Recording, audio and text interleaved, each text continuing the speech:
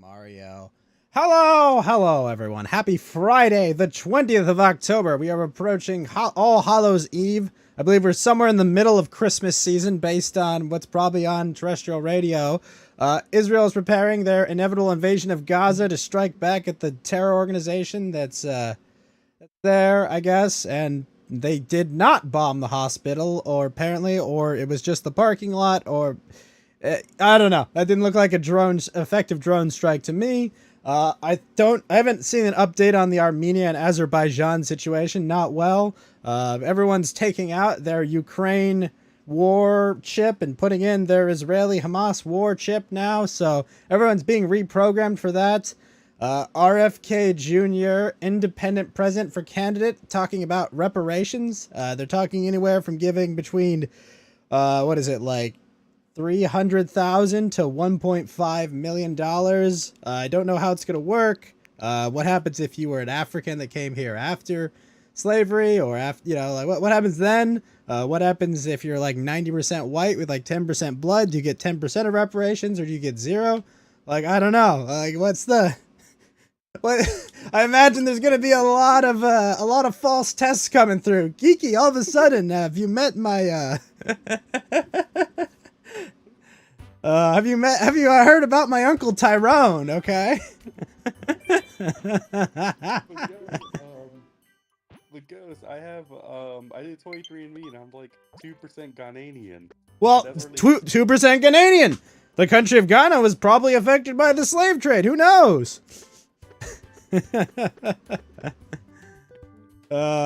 Yes.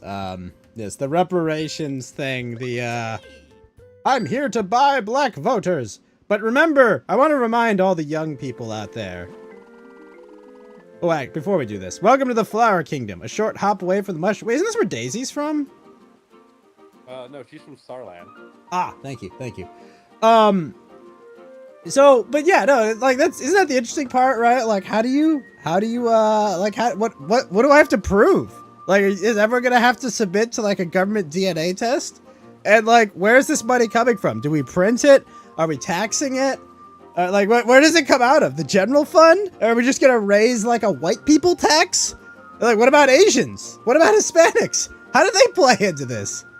Right? Like, oh, hey, I've got, 0.1% Jewish in me, right? I'm not technically white, right? Does that work? Like, how does this work? What is this plan? I need to know, Geeky, because it's it's a lot of money they're talking about. They're talking about trillions of dollars. What about all that free housing in prison they've been given? What about all the free food and meals?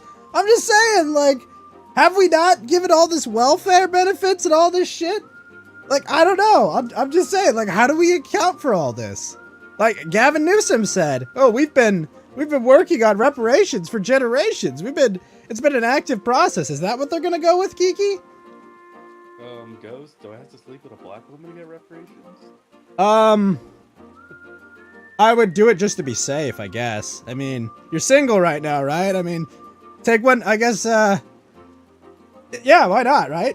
Oh wait, Prince Florian. Who's Prince Florian? Traveling. Look at this little thing. He's cute. Whoa, he talks? What the heck? He actually talks, Geeky. Oh, shoot. Hey there. Why does he talk? Do all the flowers talk here? Yo, Luigi. Okay. Hey, Peach is here. The toads are here. Okay, so we can ground pound. Interesting. Yeah, no, I mean, like, once again, like, reparations, just clear vote by, right, Geeky? They're all gonna get it, just like everyone got their student loans forgiven, right? Yeah, Everyone happy with your $2,000 you got? Your $2,000 or whatever amount you got based of free money? And now your $3 dozen of eggs and your $7 gas and your, rent going up 10% year over year? Everyone happy with that? Whoa, look at Prince Florian. He's a caterpillar, Geeky. Let me pull up the shirt real quick. Okay. Okay. He's like a little wiggler. Whoa, whoa, whoa! You can't say that on YouTube. That's what I said. Wiggler. He's a hard R Wiggler. Oh no, Bowser's here. You know what kind of this intro kind of reminds me of Kirby. I think so. A little like that. Okay, so Bowser just stole the Wonder Star flower. Holy shit.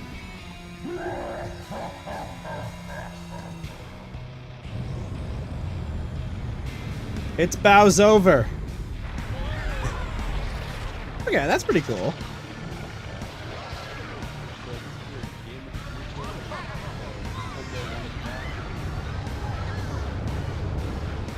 I'm gonna be honest, I wish this was a 3D platformer. You really want Odyssey to be there? I mean, no, I just like a game, you know, that's 3D, you know? But, you know. Oh no! He's kidnapped all the flower people. Everything looks fine here. Right, you just left? How could he steal our Wonder Flower and our castle too?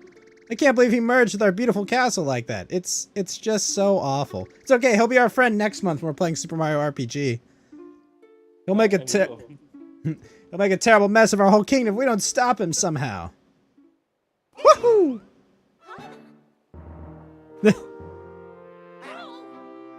Thank you, Mario, but your princess is in another castle. Well, no, Bowser is the castle now. Oh. And Toadette is apparently canon. Yes, indeed, Tony. Oh, and Prince Florian's gonna guide me around? Okay. Oh, he's... What? He's my Jiminy Cricket. Oh, look at him. Well, at least... It's a lot of Yoshis and a Nabbit. Why is the Nabbit here? So the Rabbids are canon now? I guess so. Well, At least, apparently, and Rayman's a match shooter. Wait, say again? At least, Bowsette isn't canon. Oh god, it's been like 5 years since that comic came out. I was gonna say, and also Rayman's a mass shooter according to Netflix. I heard about that, but I'm not too aware. Oh, I watched the new Rick... speaking of other depressing news, I watched the new Rick and Morty. I hear the voice is like pretty close. It is. Although Morty barely talks in the episode. Like it's a Rick and his friends episode, I guess, if that makes sense. Yeah. You know, because like it's Squanchy and Bird Person and all them. Bird Person's dead. No, Bird Person's back. Remember, he got turned into Phoenix Person, and then at the end of the season they brought him back. Oh. Elephant Mario, okay.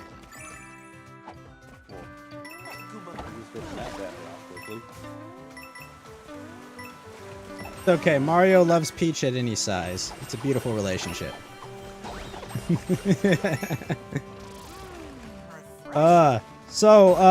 Has Israel invaded Gaza yet, guys? Or is that not on yet? Are they still waiting? They're assembling. Oh, they got a bunch of tanks, right? They're doing basically like what Russia did, right? Lining up all their tanks and getting ready to invade. Yeah. Well, the problem is that, you know, they've kind of gotten some cold feet. Who's getting cold feet? Well, because it's really because of what Hezbollah might do. So you're saying that Hezbollah, for those who don't know, is the I think the Jordanian anti-Israel movement. No, so the history Lebanese? of Is it Lebanese? I'm trying to remember what country they're from. Hezbollah is an organization that's both a militia and a political party, and they're one of Iran's allies. Well, yeah, but what country do they operate in? Because they don't actually operate in Iran, I thought.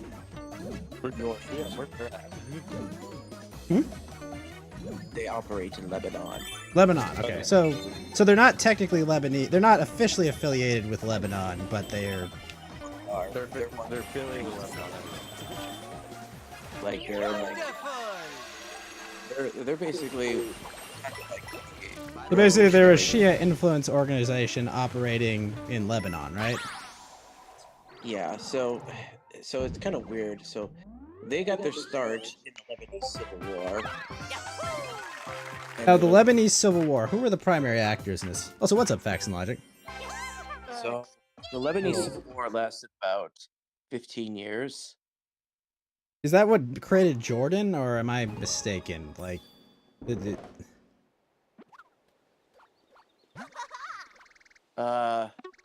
Wait, I thought Jordan's been around since the early 1900s, but I thought he was only really big in the 90s when he was winning 6 championships with the Bulls, but... oh, no, the country Jordan. Yeah, the Chicagoans weren't treating themselves like crazy. Okay, but so what was the outcome of the Lebanese Civil War? Because I'm not too familiar with that. Forgive me, it's not my expertise.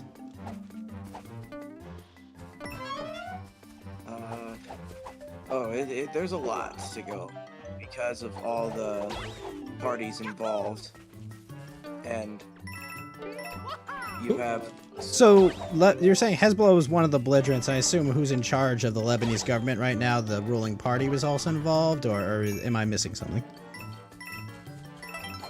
The problem with Lebanon. So let's see. So because of the diversity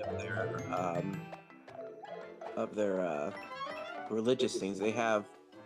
So they have Sunnis, Shias, Muslims. They have.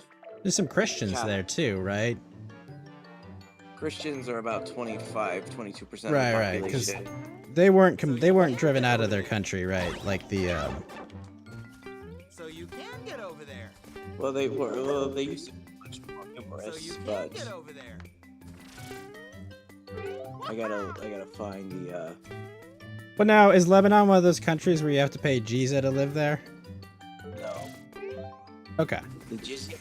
No, not even Muslim countries do that anymore. I mean, they do it in like Malaysia. Some places. Yeah, that's Isn't what Malaysia, the. like super Muslim.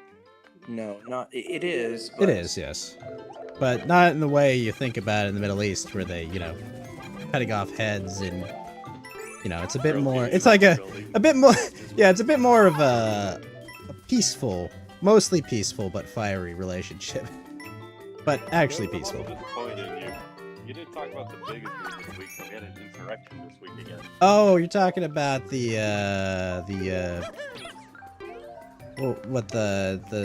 pro-Gaza supporters that stormed Congress or something? Yeah. I thought the bigger insurrection was Greta Thunberg and then a bunch of people slandering Octopus.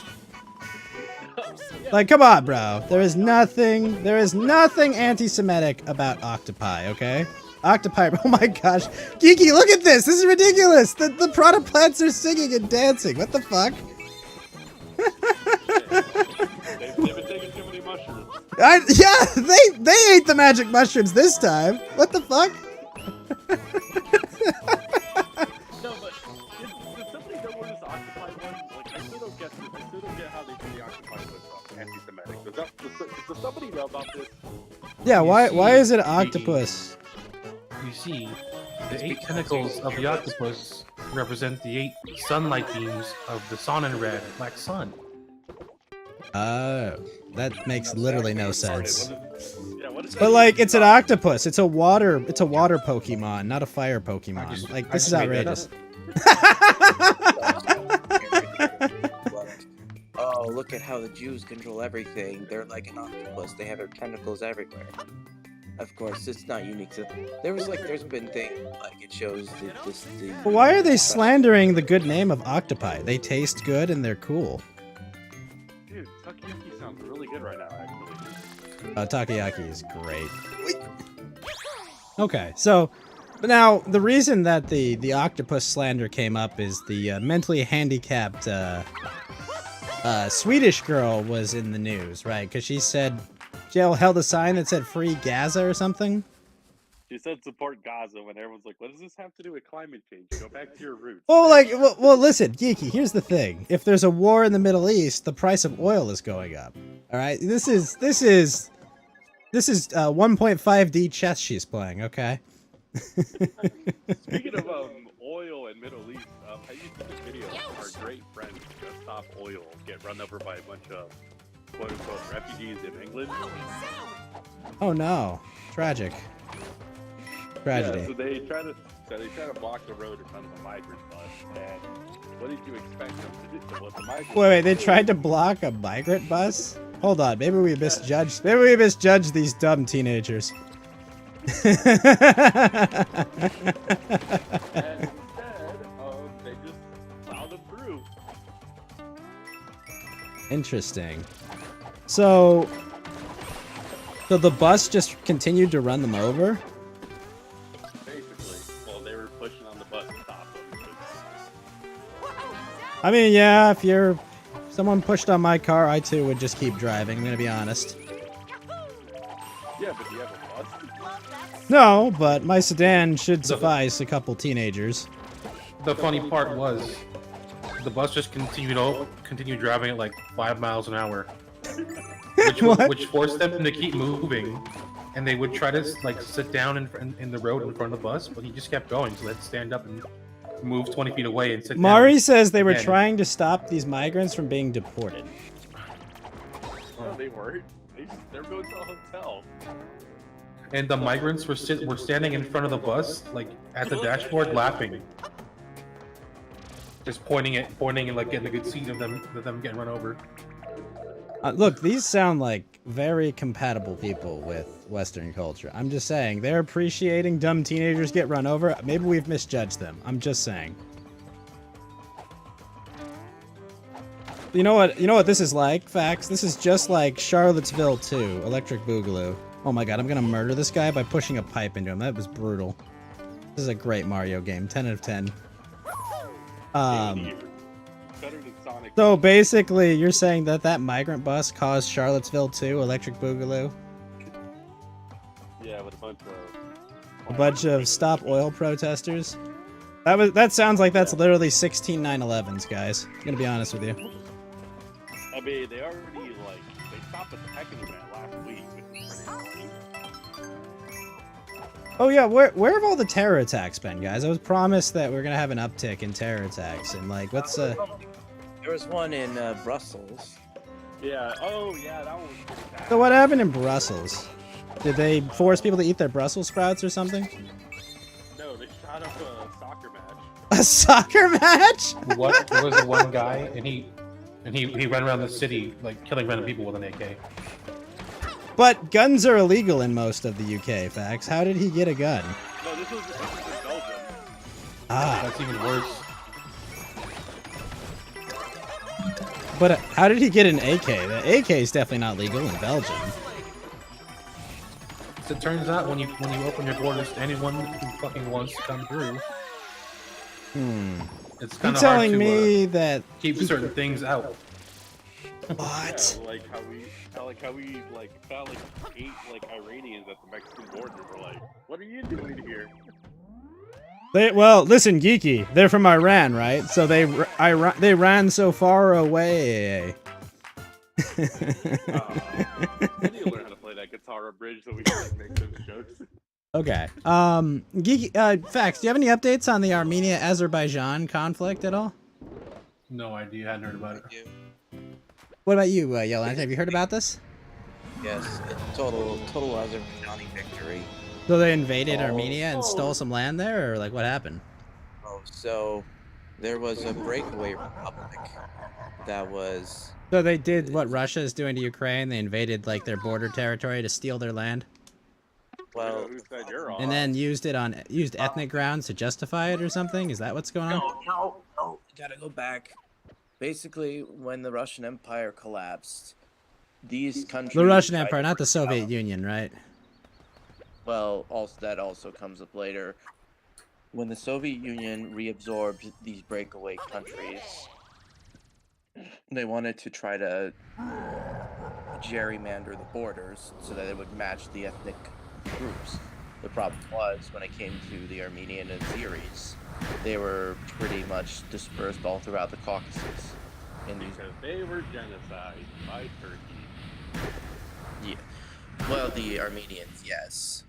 The Azeris. So the funny thing is, Azeris are not Turkic people. They're actually like Persians, sort of like northern, but they speak a Turkic language. what happens? So what happened was when Soviet authorities were looking at, they saw the Nagorno-Karabakh land area, which is a very high mountain plateau that oversees much of that, and they realized, well, if it becomes part of Armenia, the Azeris won't like that, and if we do it the other way, well, the Armenians will just take out this corridor of Azerbaijan that we have in their country. So they decided to kind of compromise and say, we'll make it this autonomous republic or this oblast inside the Azeri Soviet Socialist Republic. So And- is it kind of like Kashmir then? Well, yes and no. The what had happened was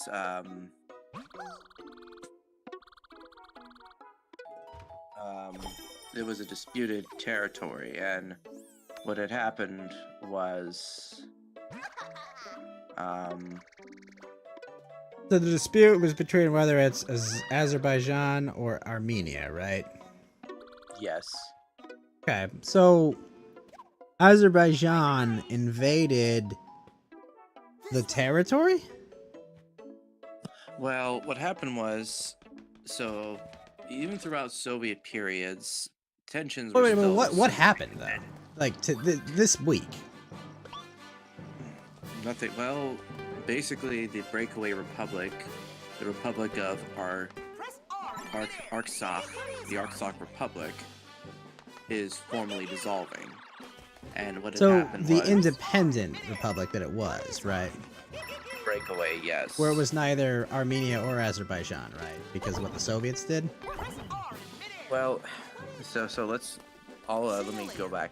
So what happened? What about what was- happened today? And then explain what happened before, because I'm curious. What's going to happen at the start of 2020? Basically, Azerbaijan won. They basically won their conflict. So they The invade? territory But did they comes- invade? Like, what did they do? Because this conflict has been going on for 35 years. So, okay, so have they been fighting? Like, what's been going on?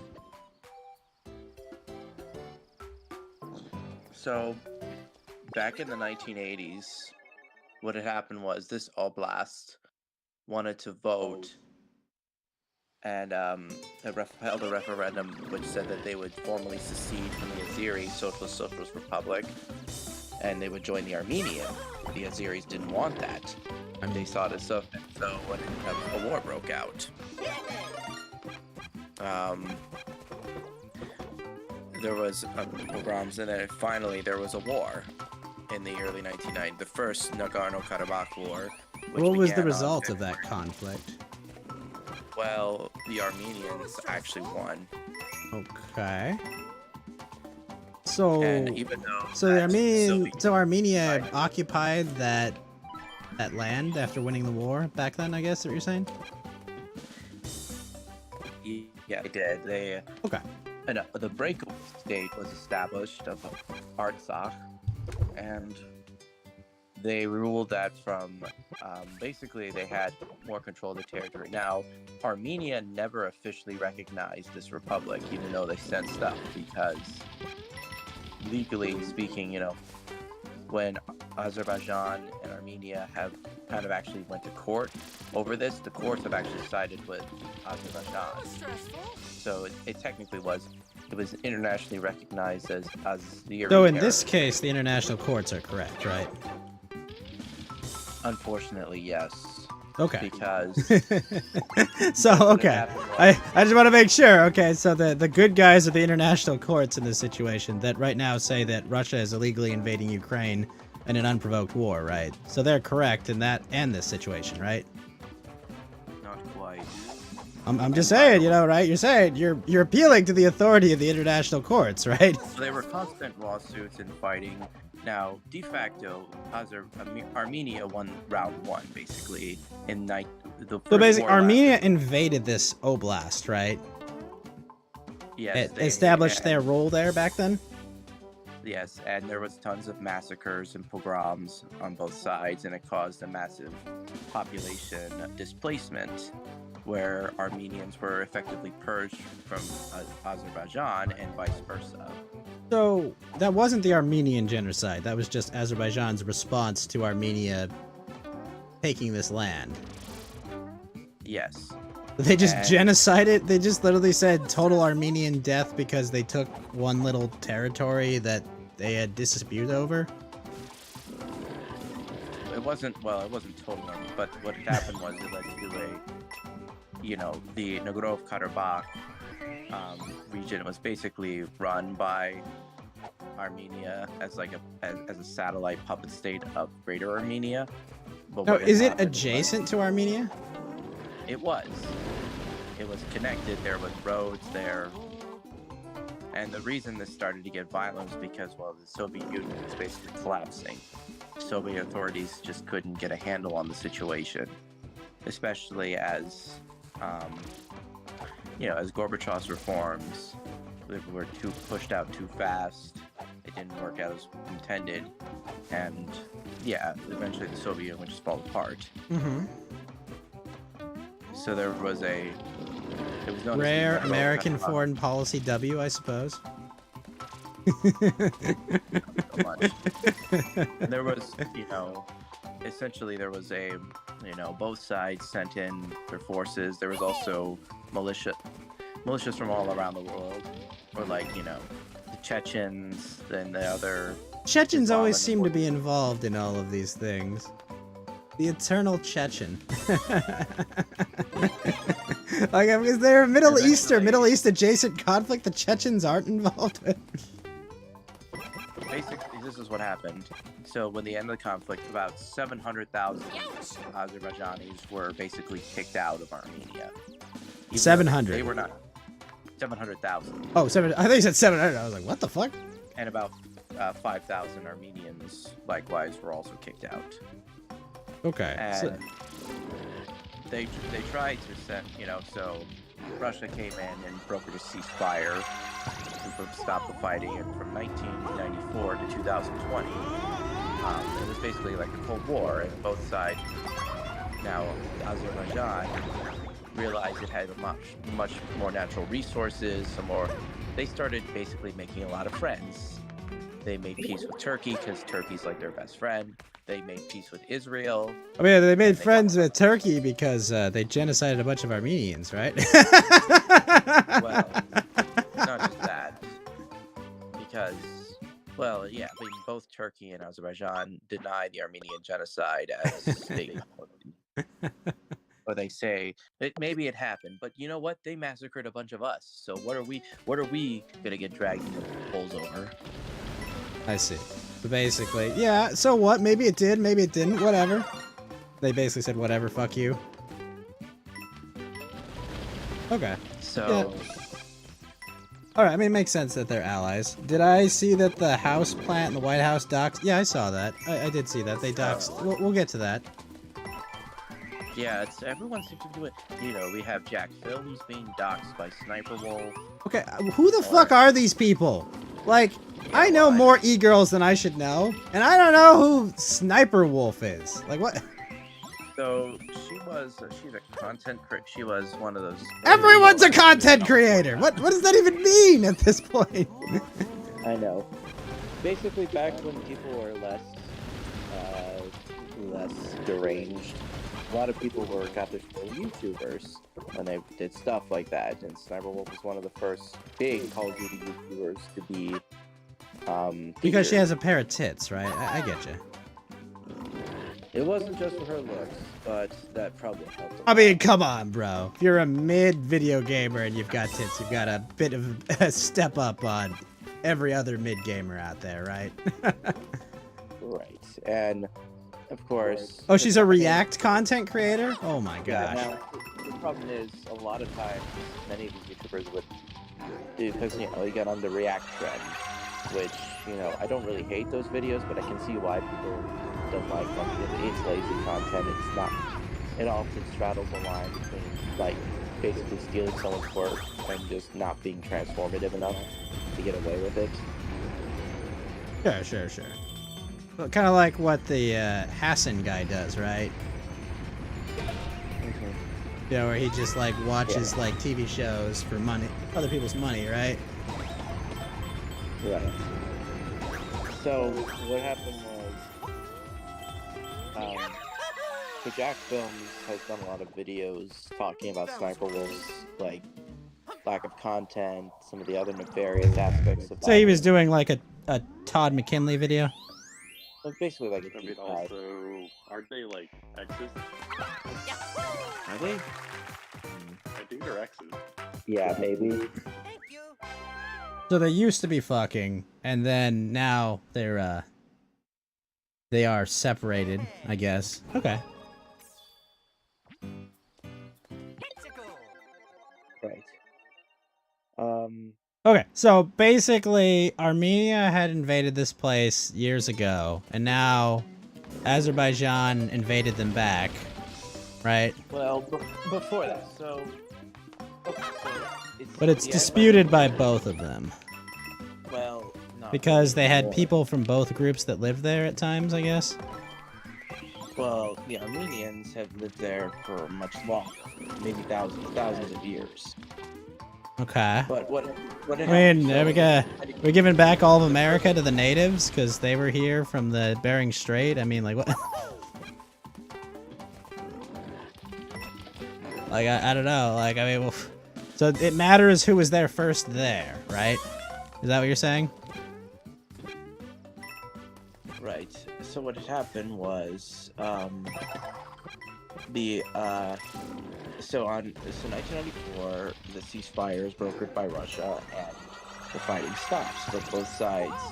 It's a ceasefire where some commanders sort of shoot at each other, but they can't go to war.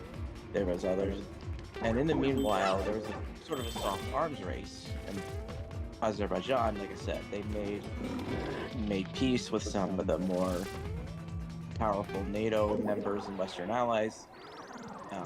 They made friends with Israel, with Turkey, and they managed to stockpile on a lot of weapons in here. And what had happened was in 2020, first of all, there was clashes and skirmishes a few years leading up to this, and what finally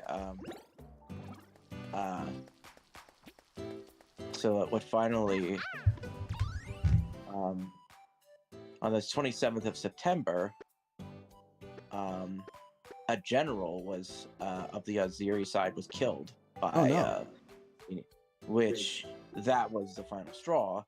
And So- on that day, there was full-blown mobilization and martial law. Basically, they went to So war. how was this general killed? So the general that was killed, let me see. I'm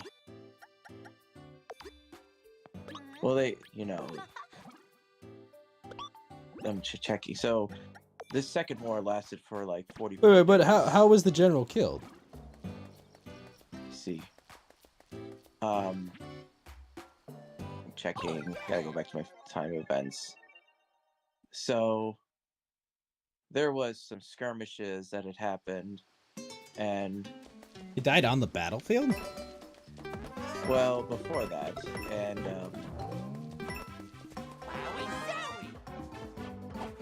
let's see. So there was a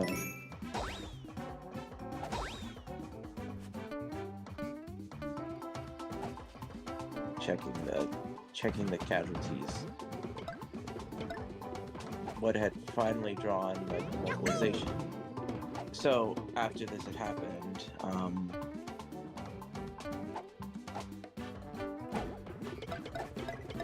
goes to war. Sorry, I gotta look up. I'm curious because I have no idea. No idea any of the shit that has happened.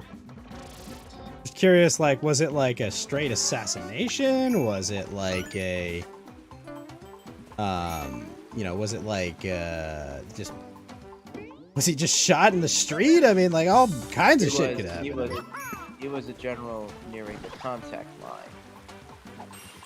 He died on the battlefield during a skirmish? Yes. I mean, that happens all the time, right? You know, people die at, like, contact lines all the time. Like, it's a dangerous place to be. Why are people acting like this is a big deal? So, Like someone dies in a war zone? Like shocked, I say. Well, No. in my shop. So the General Vlad Hashimov was the general that was killed. Okay. And he took part in the first Nagorno-Karabakh War. And what happened was he was on the front lines, and on July 14th, he was killed with clashes with Armenian forces. And he was such a popular figure. And Why was he there if he was important? Like, you just gotta, sometimes just mistakes. Now, like if this is like your important general, like what are you doing putting him on the front lines? Like what? He's not an actual warrior. He's a freaking general, for fuck's sake. Like, what is he supposed to shoot back at people? Am I crazy? well, what had happened was these clashes caused, it just escalated into full-blown mobilization, and they took place around. I'm sorry for your loss, Mari. It didn't take place in Nagorno-Karabakh, but it took place along the borders of Armenia and Azerbaijan's like internationally recognized borders, and that's really what. Now both sides claim. They're like the internationally recognized border of Crimea. You're talking about those borders, right? For now. Okay, I'm just making sure we're talking about the same thing, right? Those same international players, right, that say Crimea is part of Ukraine and Ukrainian territory. Depends on the outcome of the conflict, but. So No, I mean that's still what the international courts say. I mean, invasion notwithstanding, that's not how it works. Well, I mean, if we're throwing out the Nuremberg consensus at this point, so.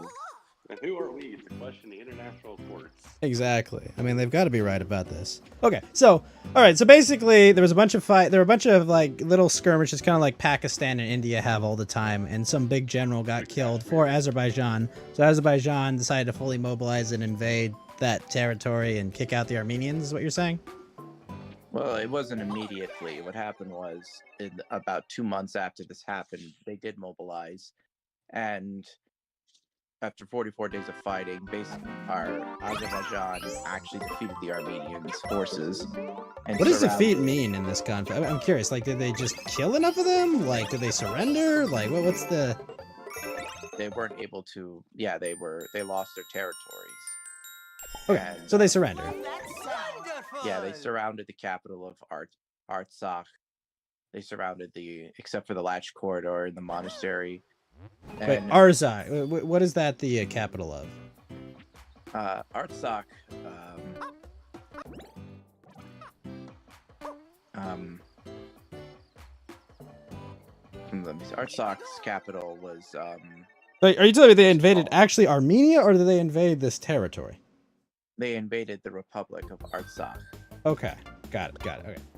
So they didn't actually. They didn't roll into the capital of Armenia. They rolled into the capital of this territory. They surrounded it, and the capital is called Stepanakert. Okay. So because Azerbaijan is adjacent to this territory, right? They just rolled their troops in there, and Armenia rolled in troops to defend. Yes. Okay. And because, and this was, and so by the end of the war, when the ceasefire was brokered up, basically Azerbaijan, they reclaimed much of the territory it had lost about two and a half decades earlier. Okay, And so then, wait, what do you mean they lost it? You're saying when the Soviets designated it as non-Azerbaijan territory? Well, the Soviets, no, they didn't. What had happened was they had made it an autonomous oblast to satisfy the Armenian concerns that they would be not treated well since they were living in Azerbaijan, the Soviet Azerbaijan. And what had happened was, in the 1980s, things started to come apart, and this oblast decided to secede from Azerbaijan, citing Soviet principles of self-determination, and they seceded from Azerbaijan and decided to accede to the Armenian Soviet Republic, and the Azeris rejected this, which led to the clashes and then full-blown war for 5 years until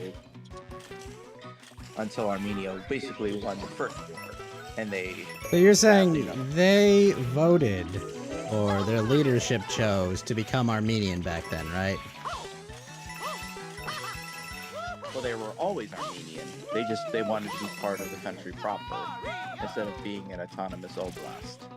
But I thought there were people from both Azerbaijan and Armenia there.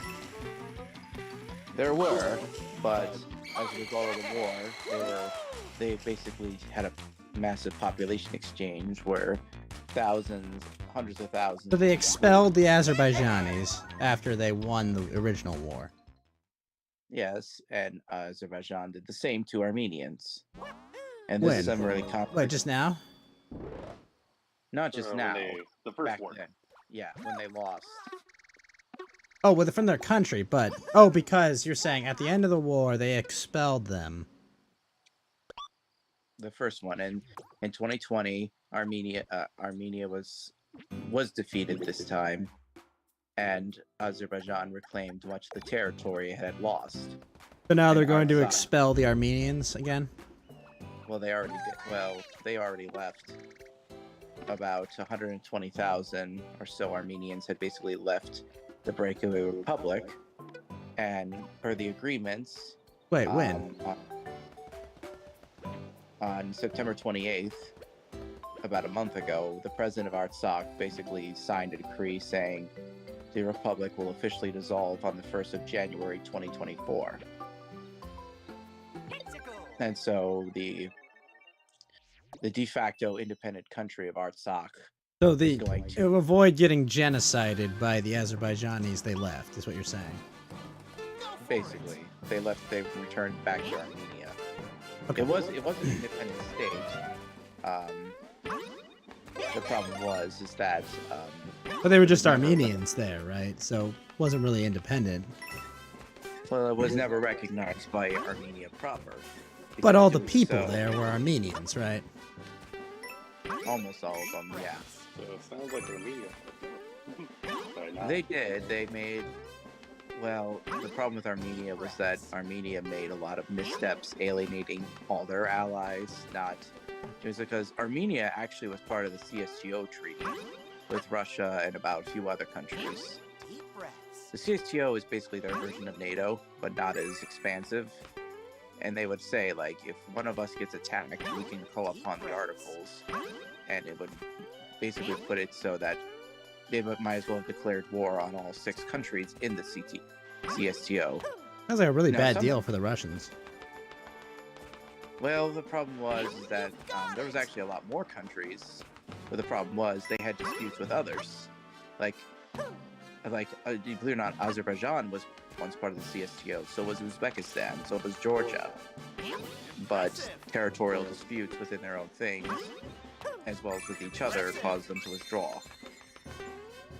And, well, Georgia never did, and when Saakashvili came to power, he started turning he wanted to wipe out, he wanted to finish what the Georgian Civil War couldn't, and basically ethnically cleanse. Thank you. They wanted to cleanse South Ossetia as well as Abkhazia, and doing so, they actually fired missiles and killed a bunch of Russian soldiers on Russia's side of the border, which Ooh, caused why would you do that? Russia to respond. And not only did they recognize, Like, they both respond to people that breakaway- don't even attack them. Like, great. That's crazy, man. That's a bad idea. Well, the problem was with this case. I mean, even people have said that Georgia started this war, and they were 100% at fault for not only breaking the ceasefire agreements as well as accords they were supposed to follow, but they said you got most of your Georgians cleansed as well because you lost that war with Russia. You got they packed up and left, and now Abkhazia and South Ossetia are actual recognized independent states of they'll have a lot of. They actually have about a dozen or so countries that recognize them. Just don't bring a passport from there. You might not be able to get in everywhere. Right. And I mean, some people still say they're legally part of Georgia, but others will say no. Georgia lost control of those regions, and they signed defense agreements with Russia to have Russian troops there to basically make sure the Georgians don't try anything. I mean, you know, some have asked to be annexed. South Ossetia, actually, the president asked to be annexed into the Russian Federation, which joined North Ossetia, which has been a subject inside of Russia. You got to realize there are actual republics inside the Russian Federation.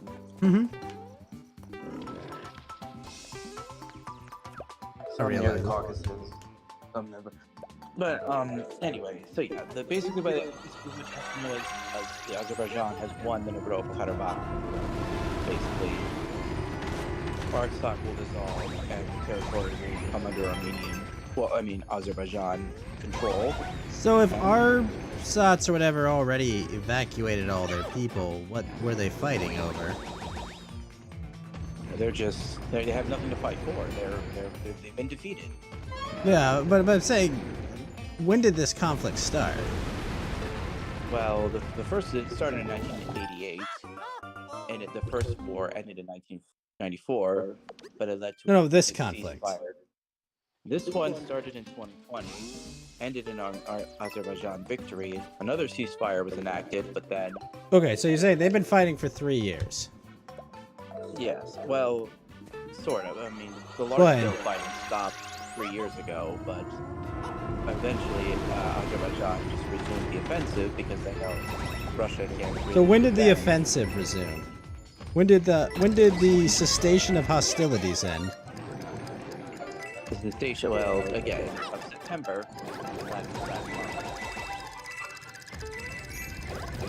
And because of a lot of the, Armenia undermining a lot of its alliances with the CSTO countries, despite being very, you have to, a lot of these countries are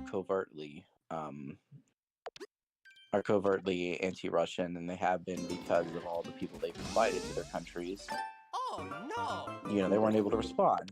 And what had happened was, so Armenia basically, the president of the breakaway republic, called the other, they signed a decree saying that this country will dissolve formally on the 1st of January 2024. Okay, but that was signed end of September. Yeah, because they have to basically, they said, we're all leaving.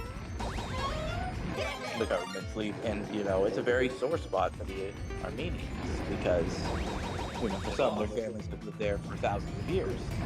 There's a lot of lineage, a lot of ancient historical sites that are now going to be either converted or destroyed.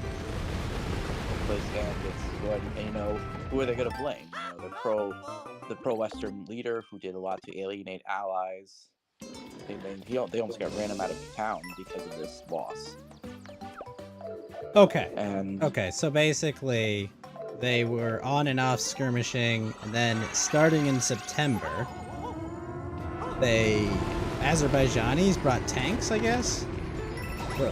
they had blockaded the corridor, the Latch corridor, which was controlled by They basically made it so they couldn't get food, water, or supplies. They blockaded it. But yeah, And that's what happens when you blockade. That's what happens when you blockade someone, right? And what finally stoked is what finally just finally stuff.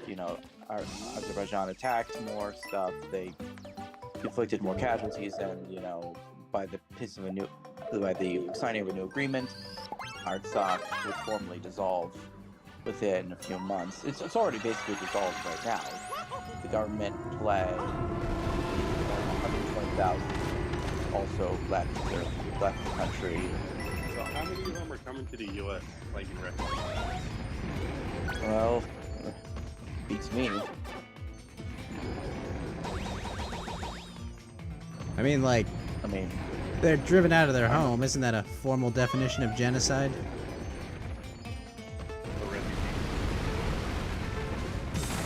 It's basically a mass. It's basically what happened to the Germans after World War II. It's a mass expulsion and ethnic cleansing. Or Exodus, correct? Oh no! You mean from the countries they Exodus invaded meant- and conquered? Well, these were Germans who had also lived in these countries for centuries, even prior to the ascension of the Third Reich. Hmm. But this was, it's the same type of thing. When you lose a war, There are consequences. yeah, You know? you're surrounded by people who don't like you anymore. I mean, a lot of them have, missing branches of their family tree and, brothers and fathers that are, now dead. I mean, I guess I kind of get it, right? The point is, it's been, Azerbaijan is flexing. Now, some are wondering if they're going to try to invade Armenia proper.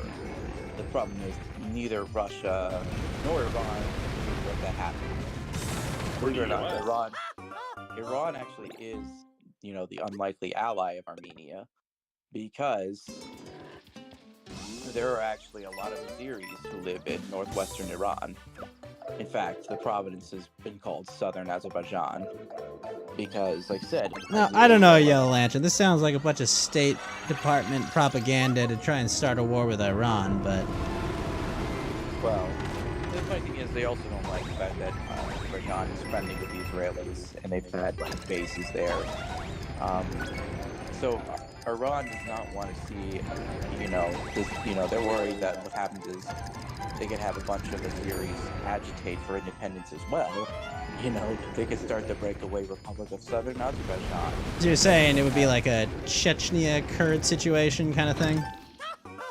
Kind of. The funny, both Azeris and Iranians are predominantly Shia Islam, but the fact is that they don't want, Iran does not want to have like a fifth column start and, lose territorial integrity. Means that they're actually they're on good terms with Armenia. They're like one of their unlikely allies. Which is also why Armenia is actually very anti-Israel. They're actually it's a Christian that's actually very pro-Palestinian sentiments because of the fact that Armenia has that claims Israel too. kind of, yeah. So Armenians are Oriental Orthodox, or the Oriental Christian. This is a group of it's a Christian sect that didn't agree with the Nicene Council back in the 500s, and they're Christians, but they're like the first sect to do their own thing. They split from our church before the Great Schism, so they split from. So Oriental Orthodox. Holy shit, I almost died right there, Geeky. That was so Is seen close. as something else. So yeah, and they're also not happy the fact that Israel gave Azeris a lot of the weapons used to beat them in the last war, especially the drones, the tanks, the anti-tank like a lot of the US gave them all that. Yeah, and so Armenia is now trying to suck up to the U.S., even though they realize the U.S. indirectly contributed to their defeat as well. Yeah, but I mean, come on, it's international arms trade, man. We got to make our money somehow. I mean, come on, it's the U.S. What international arms trade isn't the U.S. involved with? I mean, it's like... Well, so that's the gist of the conflict. Okay, What I so want- basically things were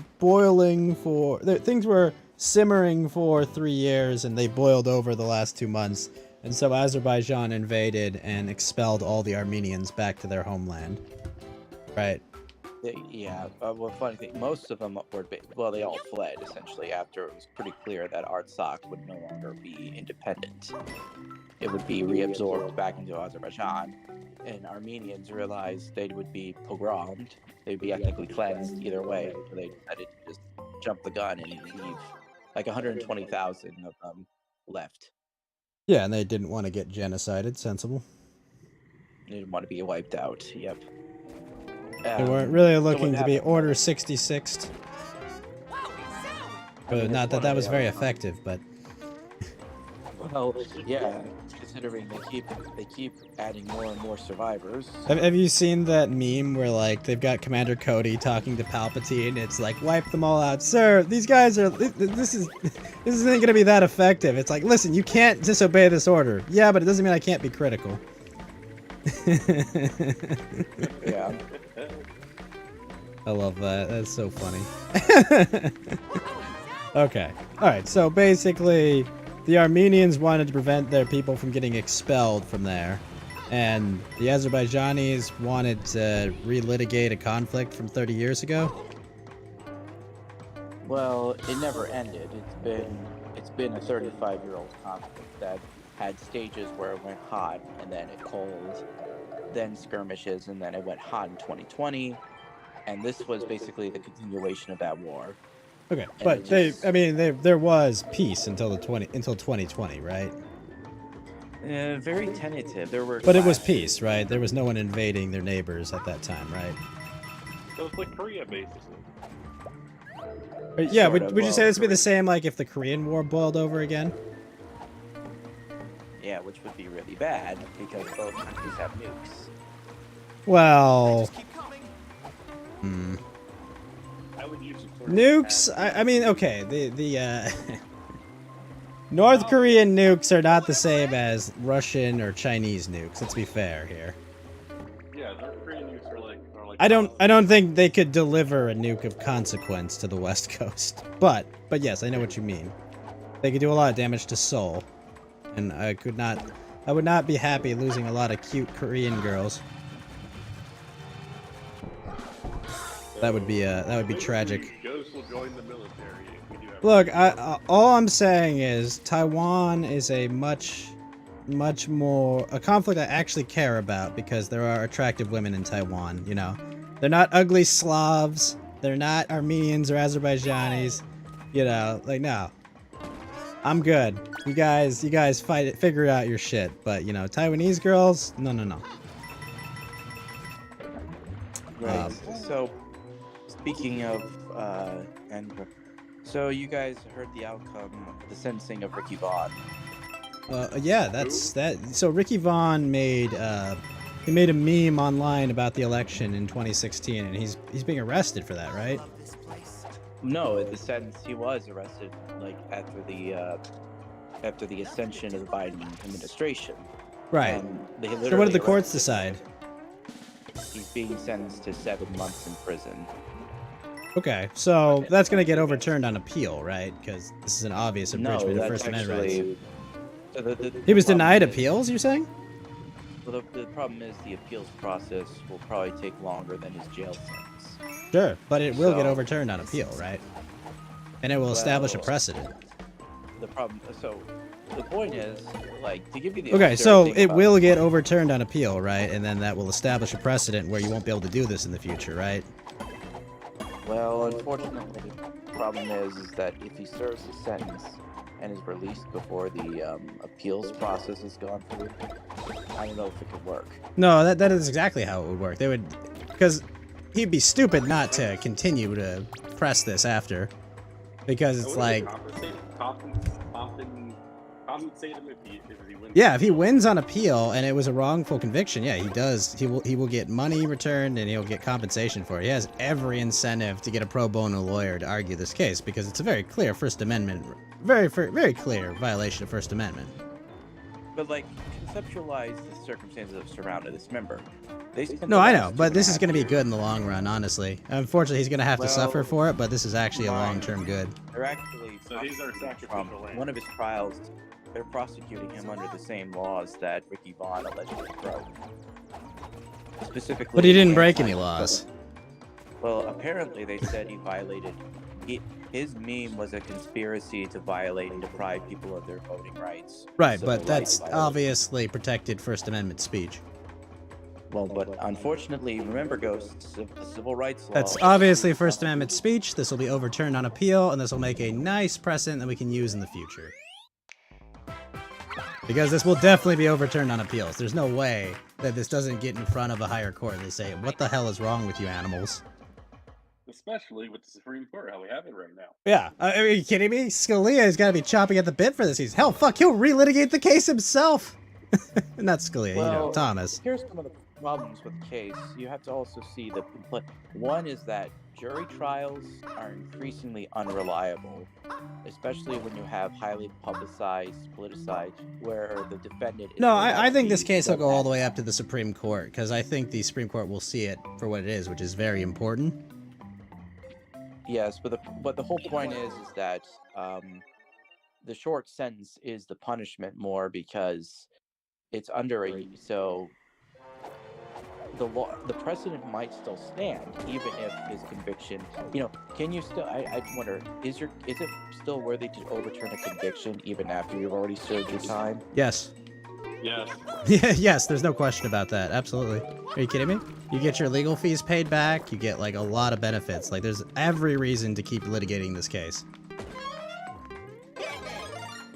I mean, you wanna argue, you can also argue, the fucking principle of it all. Holy shit, dude. Like very important. Mostly just to shut up, black-pilled retards is the more important part about litigating the case. It's like, bro, it's like, this is the most important case to litigate. Like, if, I know people that would do it for free. Like, are you kidding me? Like, I mean, girls would do it for free. yeah, I'll do it for free. I don't even have a legal degree. I could go past the bar tomorrow and do it, alright? I have enough legal knowledge to fucking litigate this case. No, sir, the Voting Rights Act does not override the First Amendment. That's not how the law works. That's not how the Constitution works. I'll see you in court. Well, the problem is how it's the same precedent they could use after Trump, because Trump's being prosecuted under some of the same laws that Ricky Vaughn was. And, oh yeah, I know. The worst part about this trial was that one of the anonymous people in his group chat turned on him. Hey, just like So you're telling me he was sold out by feds on Discord? Well, supposedly one of these witnesses goes by the name of Microchip. Who the hell is And that? he's been, I don't know who he is either. And he was probably so important that they literally protected his identity. But he turned on it, and then one of the witnesses for McKinley's defense literally was bullied off because of SPLC interference. Wait. Explain this to me. The SPLC... No, what do you mean bullied off? What does that even mean? Well, there was a professor who was going to speak at Douglas's defense, and what happened was the SPLC basically put out a hit on him. Wait. I'm sorry. Bullied? Yeah, the SPLC. But what does that mean, to be bullied off of something? Basically, they intimidated. They basically. But what did they bully him with? Society would have declared a mistrial by pointing out that the SPLC interfered with the. Wait. What do you mean bullied though? I'm really confused. Basically. So you keep saying bullied, but you're not explaining what that means. They intimidated him. Okay, what? You say intimidated, but how? They basically threatened to get him fired from his job. Basically, deprive him of his loss of livelihood. So how? Because they were going to tell him he's working with a far-right extremist. Okay, but how? Because they published his address. They doxed him, and okay, well, see, that actually is intimidation. But it took you, why did it take you like 2 minutes just to say what they actually did? Like, what, bro, like, we're trying to have a conversation, you can't even lay shit out. Come on, man. Explain this shit, because that actually means something. Saying they intimidated is literally meaningless. What, did they send a guy to his house with a gun? Did they fucking, like, they threaten him with a car bomb? Like, come on, you gotta... They ran it. They also were running... So they doxed him, okay, and then threatened his job. Okay, that makes sense. So, like I said, and there's just other really ridiculous stuff about this trial. So you're saying that it would be just and right to dox everyone in the SPLC as response to this, right? Well, no, the SPLC should be liquidated. Like most NGOs that have been getting around, they've basically been working with the governments and the regime to censor and harass people like this. I think these organizations deserve to be dissolved and have their assets be seized. Yeah. I mean, this is how you went. I mean, Fisher King basically said this is what you need to do to end all these, leftist madness. Is start like firing people. Start like, I mean, they already are. They fired a bunch of people for supporting the mob. Yeah, you really gotta use all the tools at your disposal. Well, Fisher pointed out that like you can only. I'm sorry. Wait. Who? So that he's a mutual. We follow each other. He has a lot of. Wait, things. but I get that you follow them on Twitter. Who the fuck are they?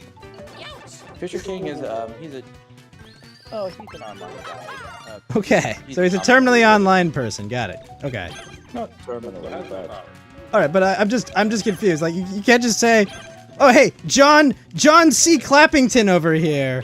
Said, who the fuck is this person? Right? Like, come on.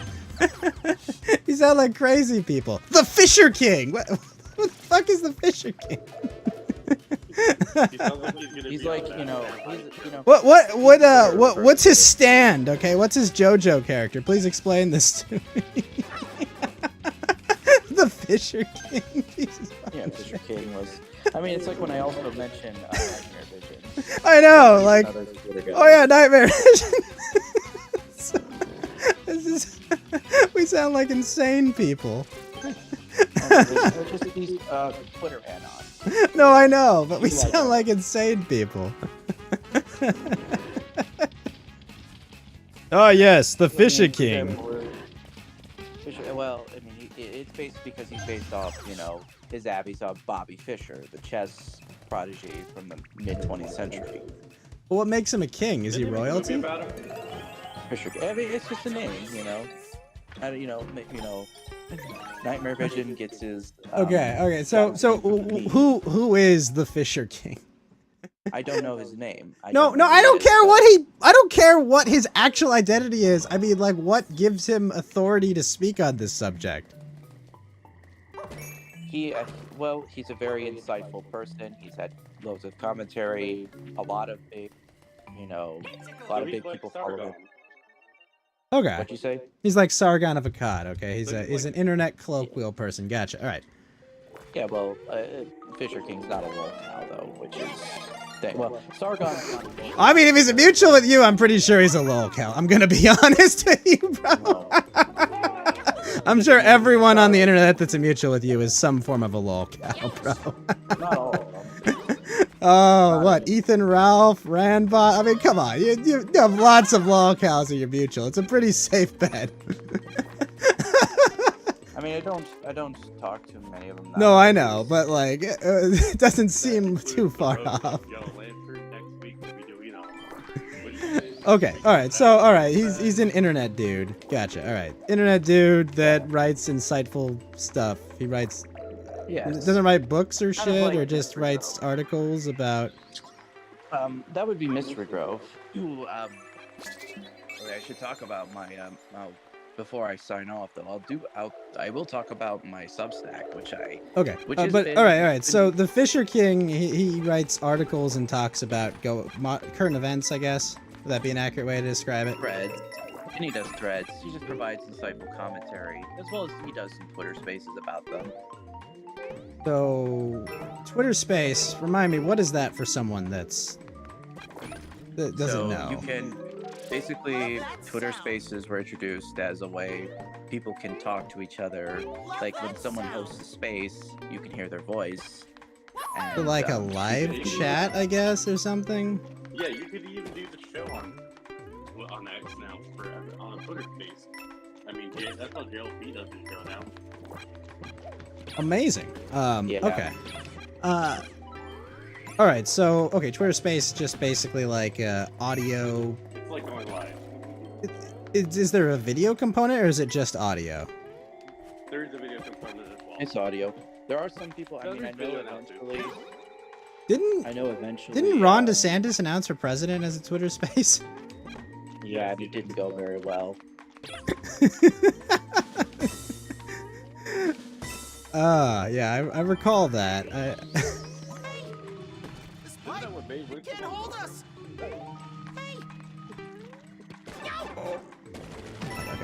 it's. I don't know if it was that. Okay, so all right, so the guy hosts Twitter Spaces and talks about, I guess, reactionary politics or something.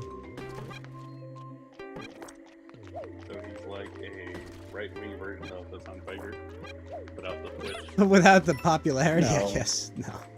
Not as big, and is probably much smarter overall than Hassan Piker.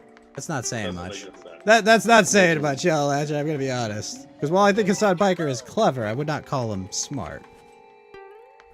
Well, yeah, that's the point. I mean, anyway, so Okay.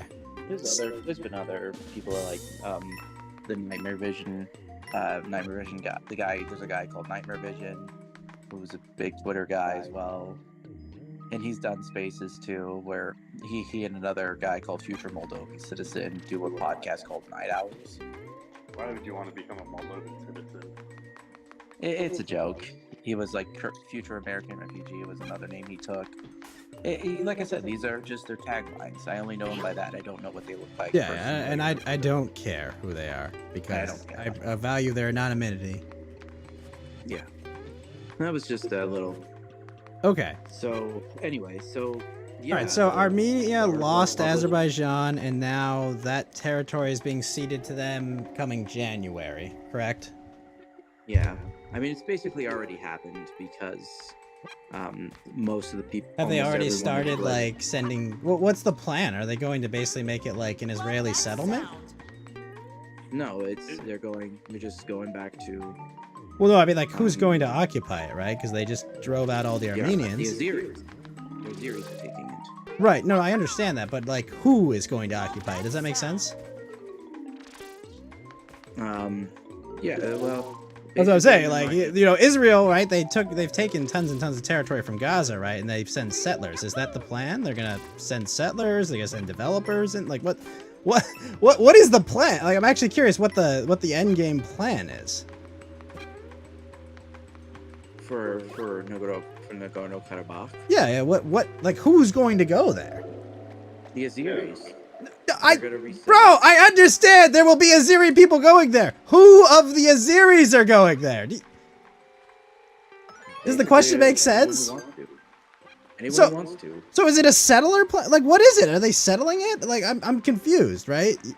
Is it gonna be like the Midwest, where like Yeah, are they just gonna homestead it? Like, I mean, people had homes there. Is it just like, hey, you get there, you take it? Like, what happens? Basically. Right. Like, the question makes sense, right? Like, what is the plan to put Azeris there?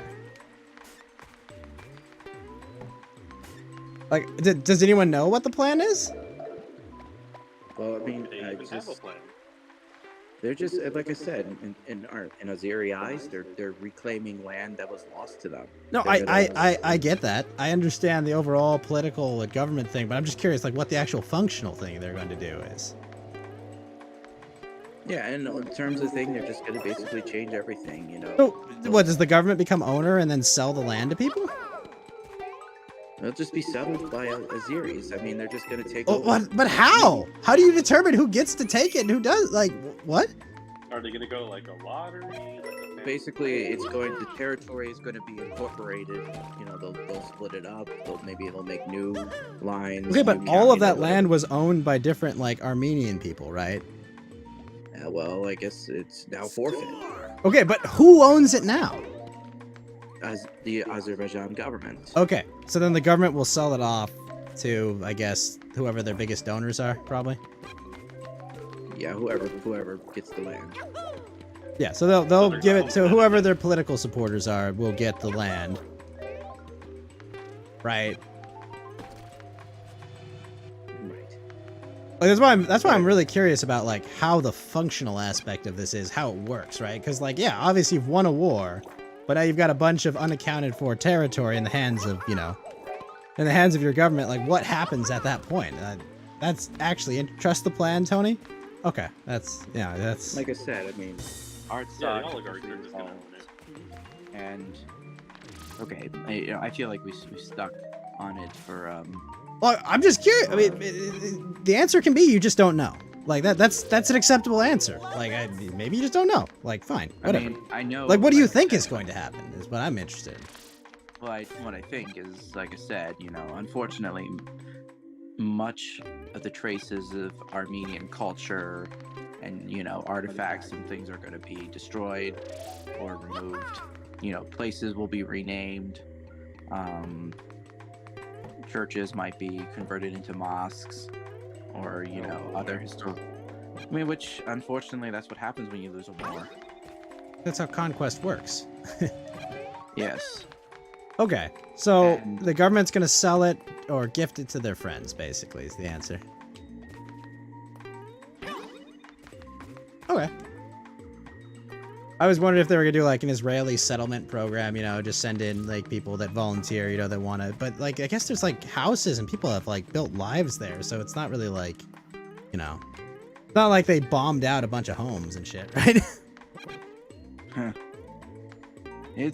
I mean, it's just, it's sad to see that happens, but again, this is what happens when you lose your war.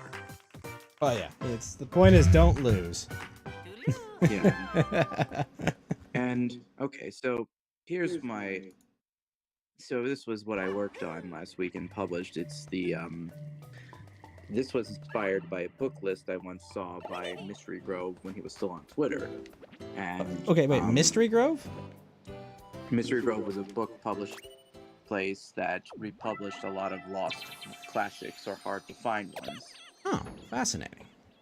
Yes, they're basically responsible for the reprint of the Storm of Steel edition, the second edition, which is a lot better than the Penguin publishing house. I'm sorry, the Storm Which of is- Steel. What's the Storm of Steel? It's the diary of Eris Younger. Who is? Basically, his memoirs fighting in the trenches during World War One. Oh, so kind of like, what was that other one?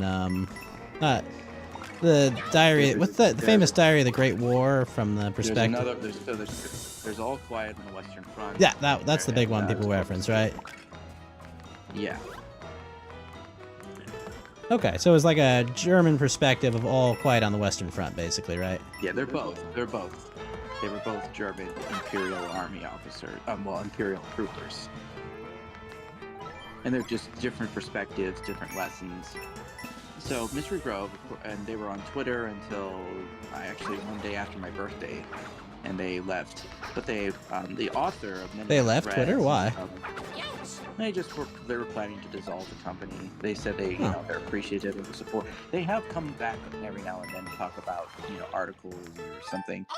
But basically, the person who ran the account, whoever he is, he or she, is a very smart writer and is now on Substack, where they've continued many of the commentaries that they had once brought up. And since we were running into October, I wanted to do, pay tribute. I decided to relist their book list for what is considered the best books on the Russian Revolution and the Civil War that followed. The Russian Revolution, you're talking about the Bolshevik Revolution in the early 1900s, or which one? There was two. So the February Revolution and the October Revolution. And I said, there's a lot of lessons to be learned from this event. I feel like this should be studied a lot more, especially as things continue to get worse. Okay. And what I did was I picked 4 books, which were also listed on theirs, and I said, I'll give you expanded summaries and some of the main, interesting points that I pulled out. So the 4 books I highlighted were 2 were by Sean McMeekin. The first one was A Russian Revolution, New History, as well as Stalin's Wait, New History? A New History, yeah. What do they McMeekin's mean by book- New History? Well, it's a very interesting, fascinating book. That McMeekin, what he does is he draws upon sources that were released when the Soviet archives were revealed, as well as other And a lot of this history dispels many of the myths surrounding the Russian Revolution. Such as? Well, the idea that it was anti-war, it was anti-war protest that disclosed the Tsar, what the Russian Empire was like before the First World War, who really banned the Bolsheviks, how did they get their power, all the looting and plundering that occurred, and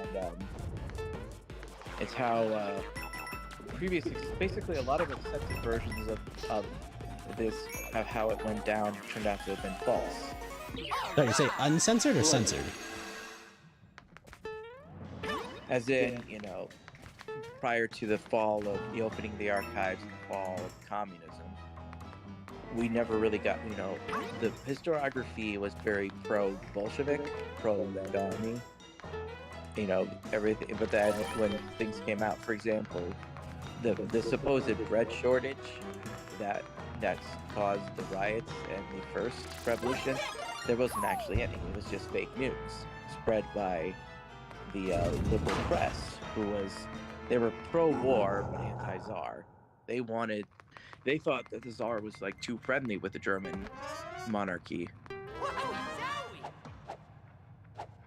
because his wife was half German and related to the House of Hohenzollern, which So was wait. House. You're saying there was no bread shortage?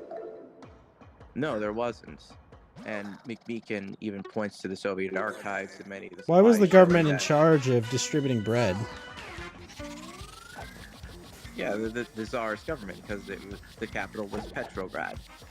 No, It was known as I don't really understand. You're saying there was a bread shortage, but why was the government in charge of bread? Isn't it farmers selling to Well, it was. merchants, I mean, sold to people? It was a wartime pudding. Remember, this was, there was a lot of increase in prices. And so what the full point was that, there was also So another- basically, the government rationed bread because there was a war going on? there wasn't a bread shortage. There was some uncomfortable with high prices because of the war putting a blockade, but overall, Russia was still able to feed its population quite well. The Russian Empire was actually not and actually what had happened was, one of the things he points out was that in 1916, Russia was actually starting to make major breakthroughs. The first one was the Brusilov offensive, which actually caused the Austro-Hungarian Empire to nearly collapse. And the Germans had to come in and save them and pull up a defensive line. And in So, the Caucasus... I'm still confused Yeah. how they controlled bread enough to make a shortage. You're just saying bread prices went really high? Yeah, so Ghost, there was no shortage of No, bread. It you're was saying fake there was news. none, but you're saying they artificially made a shortage, right? There was some heartache because of the higher prices. Well, Which the that's government what happens tried when to demand alleviate. outstrips supply, but Yeah, the government did try to alleviate this by But they can't. expanding. Yeah, they tried. I know. they But So, like I said, a combination. What McMeekin says and what I say is basically, by 1917, actually, believe it or not, morale was pretty high. A lot of the soldiers were well fed and well supplied. There was actually, a lot of sentiment saying, "Oh yeah, we're really making progress. We're going to be good." Well, what caused a lot of, and you keep in mind, the German government frequently paid strikers and other rabble rousers to try to, cause a revolution behind enemy lines. And Russia did the same thing to them because, hey, it's war. I They're mean, trying to. I guess if you're at war with another country, I mean, why wouldn't you? Well, what caused the abdication was a few factors. Well, first was the warm weather. There was a rowdy celebration, a party that got turned into a riot, then a demonstration. And, the fake news spread by the Bolsheviks about shortages. Liberal politicians who won it in the Duma, who found their chances finally. Party was enough to turn into a riot. Wow, imagine my shock. Yeah. And it was an explosion of euphemism. It was euphoria for some of these people. And of course, the funny thing is, the British is actually McBeacon makes a point that a lot of the British intelligence kind of helped steer these riots to get rid of the Tsar, because the British government was covertly anti-Russian because of differences in the Caucasus and in the Crimean Sea, Territorial the disputes. Black Sea. Well, waterways, especially after the Crimean War. There's a lot of interesting details in how, for a while, Russians believed that the Soviet government was a British satellite state because of all the covertly anti-British, covertly anti-Russian actions taken by the British government before and during the First World War. Now, the Russians were on which side during the First World War? They were a part of the Entente because of their alliance with the French. So they were allied with the French. Yes. Well, because by proxy, but they weren't that friendly. There was a lot of hidden diplomatic things, and that's probably why, unfortunately, the Tsar, like, why didn't King Henry VII, why didn't he try to rescue his cousin, Tsar Nicholas II? They could have had a chance to get them out of before they were, eventually executed by the Bolsheviks. But some have suspected that much of the intelligence, apparatus, as well as some factions within the, I think, liberal-controlled government, that they were basically anti-Russian, and they saw him as a I mean, it doesn't competitor. matter what the overt statements of the government are, right? Like the the intelligence community has their own agenda and always does. Yeah. Like And I some would, people thought that, just like they in didn't want America, Russia right? to They be operate powerful. independent of whoever's in the formal levers of power, right? Well, yeah, administrative state. No, I'm talking just about anyway, like the intelligence branches themselves kind of operate under their own rules as like an unaccountable like fourth branch of government. I mean, I imagine that's how it works everywhere in the world, right? All for you. And the whole point I wanted to make was when Alexander Kerensky took over the provisional government, he basically did everything in his power to ensure the Bolsheviks would eventually overthrow him. He literally kept doing it's like Murphy's Law. Everything that could go wrong did go wrong under him. And I should have made a point that, people want to be focused Why do on you the fact why do that- you think he did that? Well, because I think because he was a fool. I don't think he saw despite numerous warnings that he said that the Bolsheviks ought to not be trusted, as well as the others. He had these stupid, a priors of, oh, no enemies to the left. We're a socialist, we're becoming a social democratic soldiers government. And they still wanted to continue the war, but of course it goes badly for Russia. Germans sends in Lenin, and Lenin takes over. I'm sorry, saying German? You saying Germany sends Lenin to Russia?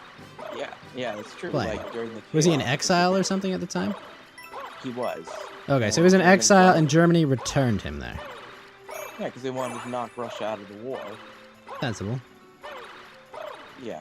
And then In Lenin, fact, was it Lenin or Stalin that later agreed to the Molotov-Ribbentrop? Yeah, that was Stalin. Was Stalin. That's way after. It was way after, but, Stalin wouldn't have been a thing if Lenin wasn't a thing, probably, right? Yeah, probably. I mean, Stalin started off as a bank robber. And lots of communist groups get their start up with that. Well, I mean, Kennedy's family, they were bootleggers, A lot of socialists get their start in organized crime. And I wanted to point out, I made a statement, a lot of people focus on the fact that, when it came to the first Bolshevik councils and congresses, they're like, a lot of non-Russian ethnic groups were overrepresented in their support, especially Latvians, Chitel, Eastern European Jews, Georgians, Polish, Chinese and Turkic guest workers, groups like those. But I think it should not be lost that, is that all the Russian liberals essentially were the big collaborators, and many of their actions caused. Could you the define a empire- Russian liberal for me at that time? Because, that could mean all manner of things politically, right? Yeah. Because like that's like what like what is their like what would you say, like how would you define them ideologically? Because I like honestly, So- liberal They were means a lot of kind different in the things. 20th century, the Russian liberals were kind of all over. Like, they were pro-war. They wanted to expand and incorporate like Bulgaria. But they believed in that the regime should be less autocratic, should adopt the parliamentary system, as well as excusing away a lot of the more radical elements of the social revolutionaries, the Bolsheviks, the anarchist groups. Now, would they have Like, like they did, supported like Dr. King in the States, or like what? They probably, like I said, they wanted to weaken. They basically were. They thought themselves as being pro-Russian, but they were anti-Tsar. They were anti. They wanted, to take a lot of Enlightenment principles, like secularizing the state, decriminalizing. What's wrong with secularizing the state? Because, well, I don't understand. I mean, said because states are fundamentally theocratic in nature. Oh yes, They have their own. they worship themselves. I mean, All states are theocracies to some form. yeah, I mean, communism is a government that worships itself. I mean, fascism is usually a Even government that- that worships some dictator. Like it's usually how it works. There's also Monarchy is completely theocratic. This is our God King. He was delivered to us Well- by the gods themselves. well, the Literal point is- divine right. I mean, Yeah, well, the point is that a lot of these, McMeekin basically pointed out that, well, basically, moderate- what you're saying is he usurped the Orthodox Church. No, he suppressed it. He literally tried to. Well, if he made the state You're right. secular, he usurped it, right? Well, they overthrew. Remember, they overthrew the Kerensky government and established themselves in the major cities in the Russian Civil War that followed. And McMeekin books are really refreshing, as well as the Piotr Wrangel's memoirs, which were republished by Mystery Grove in 2020. Okay, so the Where he cult had of what memoirs? The memoirs of Piotr Wrangel, who was one of the best general, if not the best general of the White Army forces that opposed the Red Army during the Russian Civil War. They were the largest anti-communist group. And even though Wrangel would eventually be overwhelmed, he was very orderly, very disciplined. He made mistakes, and he actually successfully organized the evacuation of around 150,000 people from Crimea, and managed to escape. Managed to live to fight another day. And Wait, I'm sorry. The evacuation of Crimea. What happened there? Well, so Wrangel was part of the White Army until 1920, when Now, the White Army, was that the government forces during the Russian Revolution? Like the Tsarist they were more- forces? Some were. Basically, this was they rebelled against the Bolsheviks' October Revolution. They were counter-revolutionary forces. So they were pro-government forces, right? Because at the time, the Bolsheviks were anti-government, right? They wanted to overthrow the Tsar. Well, the Tsar was already abdicated, but the Bolsheviks wanted worldwide revolution. They had replaced the Russian Empire with the Russian Socialist Federal Socialist Republic. They wanted to create a new, more powerful, and they wanted to basically. So what spread you're communism. saying is the White Army were anti-government forces at the time. Well, they were counter-revolutionary. Well, the Because revolutionaries they had had their already own won the government. war. They were the established power, right? Well, they claimed that the Bolshevik government was illegitimate. Sure, and that but they said that we was were the legitimate government there, whether you like them or not, right? They'd won. eventually. I mean, although they no did. state They did at that time, right? They were established as the official, like, state actors, right? Yeah. I mean, So- almost no government recognized Bolshevik rule until like the 1930s. Right. But That's internally, why- right? Like, De internally, facto, there was no czar or, prior government operating, right? Yeah, that's why the Russian Empire ended in 1917. Good But movie, what by the is- way. what- But so it ended in 1917 because the czar abdicated then? Yes. And he did not name us. The imperial system also collapsed. Why didn't he name a Breakaway successor? country. He didn't have one, and the successor didn't know he could really turn the situation around. Sure, I mean, but the Tsar's only son, Alexei, he was sadly a hemophiliac, and he had wheat, so he wasn't old enough to shoulder. He would need like a queen consort to be like the ruler, which would have been Tsar Nicholas's wife.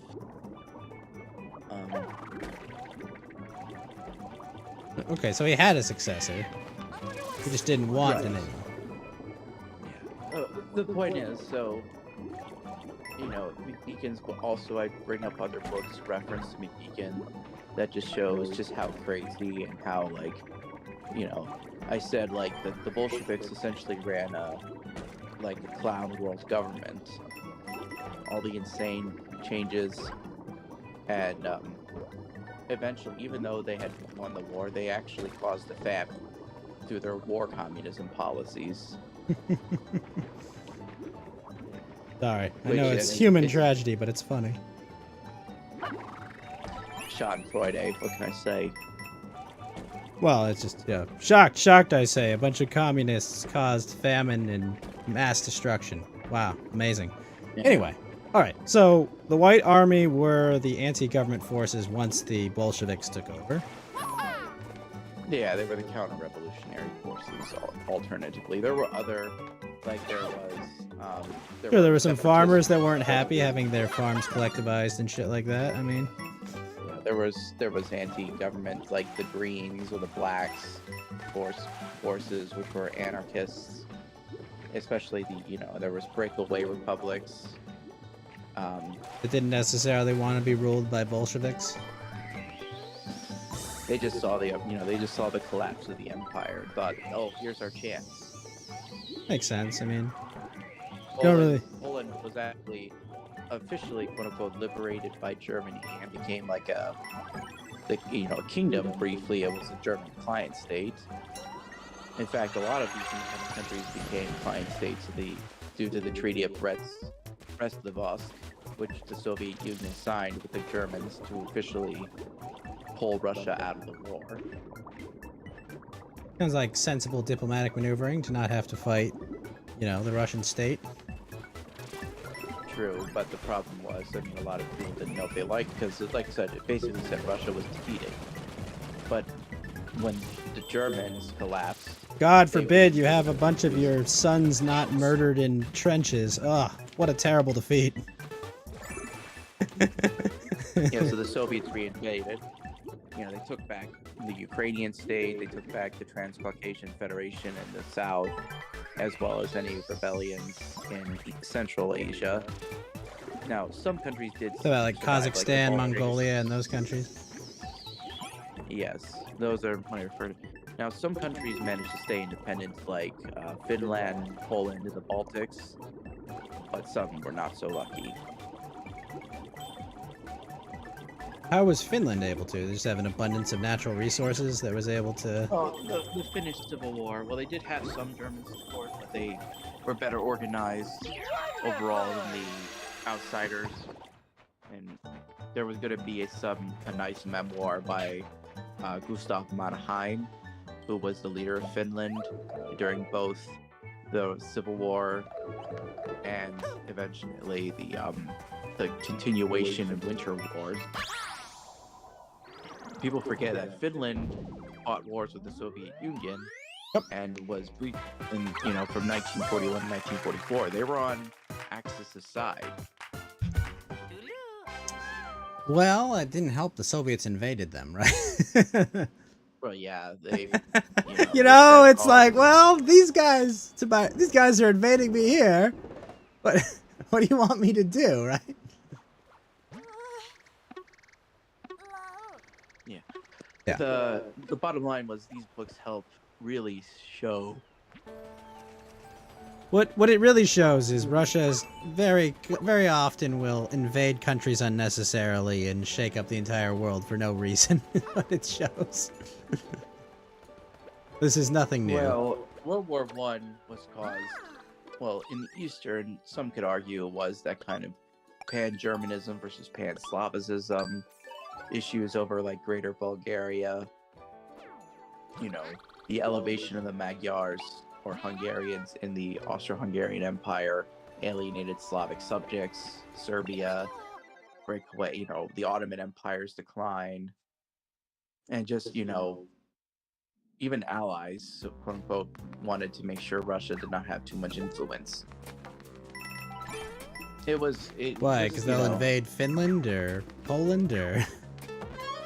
Well, before World War I, they were part of the Russian Empire. Like the Finnish had their own, were actually kind of an autonomous. They had some degree of autonomy. The Polish had the Polish Congress, so they weren't completely subjugated, even though a lot of nationalist sentiment was discouraged.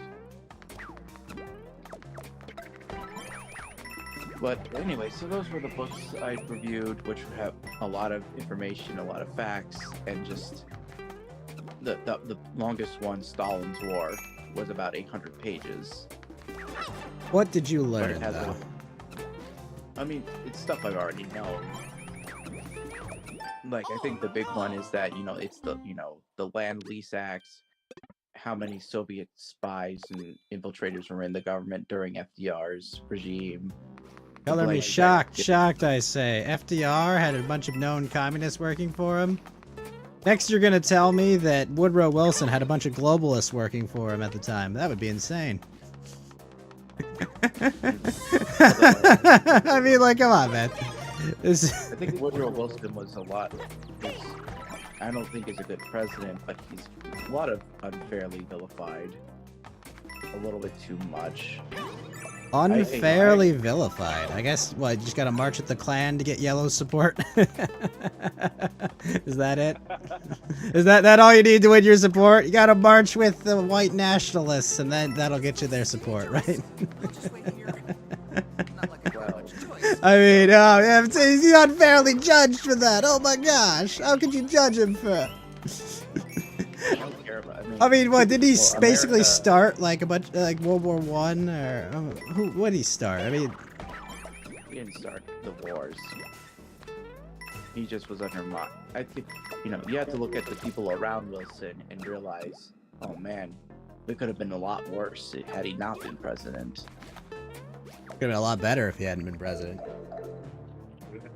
Depends. I think the United States would have probably still been somewhat involved, even if they didn't officially enter the war, because the Americans were essentially funding their war efforts via purchasing power bonds and being neutral, getting trade from them.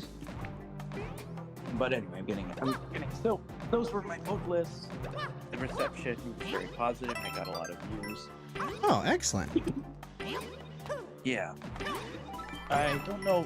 Well, I have an idea of what I want to write about next, but I'll have to wait a little bit because I have something coming up. I think I might do one on Norm Macdonald. Ooh. Basically, great talent, Norm Macdonald. Taken from us way too soon. Yeah, a lot of people have been very, they look up to. He has a lot of, and I want, a lot of people in my circle. He's very funny. I mean, he has the power of wit. Well, but it's not just that. It's like, why was he so funny, and like, why do we like him? He's smart. George Carlin. Oh, George Yeah, Carlin's I mean- great. What are you talking about? You don't like George Carlin? Yeah, he had some funny bits, but like, George Carlin was a hilarious guy, but yeah, you know, his political views are pretty abhorrent. But, I mean, so was, what's his name? Robin Williams had some pretty abhorrent political views as well. You know, but I still love Robin Williams. He's a funny guy. Because Well, at the end of the it's like, day, why- the important part was he was why do funny. we find- It's more like, why do we find Norm Macdonald? I think what you're trying to get to is why do right-wing people see him so fondly, right? Sort of. I mean, Yeah. Why does the dissident right and contemporary right find Norm Macdonald so well liked rather than George Carlin, you know, an open avowed communist? I don't know why. Well, not even just that.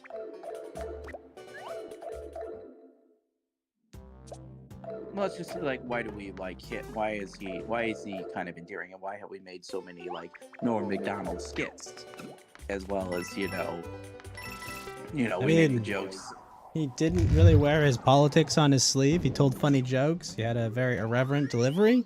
Probably tailor-made for modernity. I mean, No that's national scandals that we all knew of until. yeah, exactly. You know, allegedly. he kept to himself. You know, he was just he just handled himself It wasn't like Tim Allen who rat out a bunch of coke dealers to get out of prison. Although he probably did a lot of drugs, but I think that kind of answered your question. He just, you know, he kind of was above the fray, I guess. You know, kind of like he was kind of an everyman in that way, right? Like, but dude, he had that like disease that was killing him, and we all found out about basically when he died, right? Like it was just that way of just keeping to yourself at the end, you know. I think that a lot of people really appreciate that, you know, that he wasn't like, you know, oh, I'm just gonna be a complete advocate forever, you know, about this and talk about. No, it was It just, wasn't you know, like Marty, Michael J. Fox or Christopher Reeves. Who made like those I am the movies. face of what do you call it? I'm the face of Parkinson's. Parkinson's. Like he was just like, no, you know, like I'm gonna deal with this. I hope I live. If I don't, you know, I just want to make people laugh. I think we all appreciated that, you know. Yeah, there's more than that, but I'll try to see what I can write about and just sort of not only just his style of humor, but also why he's been. It's a lot of Why- Saturday Night why- Live you're gonna have to look through. Yeah. I'm Oh, have fun. gonna be honest. There's a lot. There's a lot to dig through as far as some of his How many funniest years was bits. he on SNL? Oh gosh, at least a decade. I feel like, Yeah. but I don't hold it against him. Yeah, Norm Macdonald. What a class act. Speaking of Norm Macdonald, Now this might strike Yeah, some well, of the your only emotions. news I believe is, everyone involved in this story should well, die. So Oh, he said 5 the seasons of only SNL. personal thing for me is that I am enjoying that.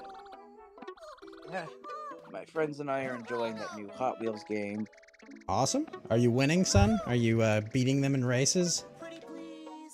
Some, I mean, the gameplay is a lot better than the original. So are you actually racing around on like Hot Wheels tracks? Yeah, people make their own custom. Oh, tracks that's with cool. So you can make like your own custom track. it. Yeah, some people Yeah, are he's just making, like being a little kid again. It is, dude. Yeah, except now what's gotten people excited is that well, I mean, they know the fan favorite cars from like the Hot Wheels, the Accelerator series, and the Highway 35 is coming, but what But sucks how? is that somebody looked at the files and found all the cars that are likely to come, and lo and behold, some of mine that were highly requested are making it in, which is a plus for me. So that means Yellow Lantern will be shilling out for Mattel when that DLC comes out. Well, Drop yeah, it. you don't have to buy. I mean, like you don't have to get all of the cars. Like some you can just, especially since you have to like you can upgrade the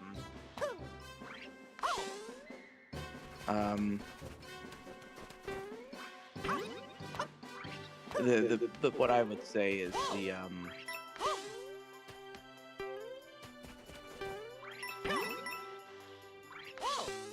what was I? Okay, so yeah, that's just the cool.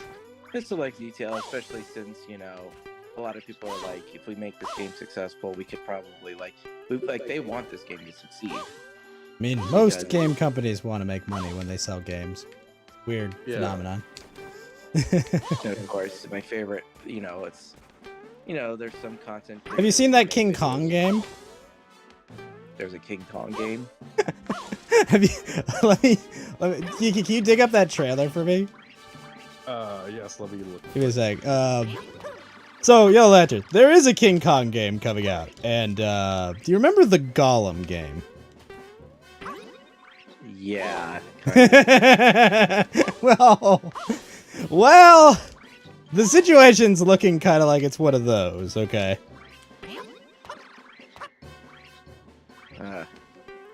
Oh, how do you say this? Oh, Rise of Kong, right? Yeah, I think it's. Is it Rise of Kong? I'm not sure. People are already calling it the worst game of the year. But Gollum came out this year.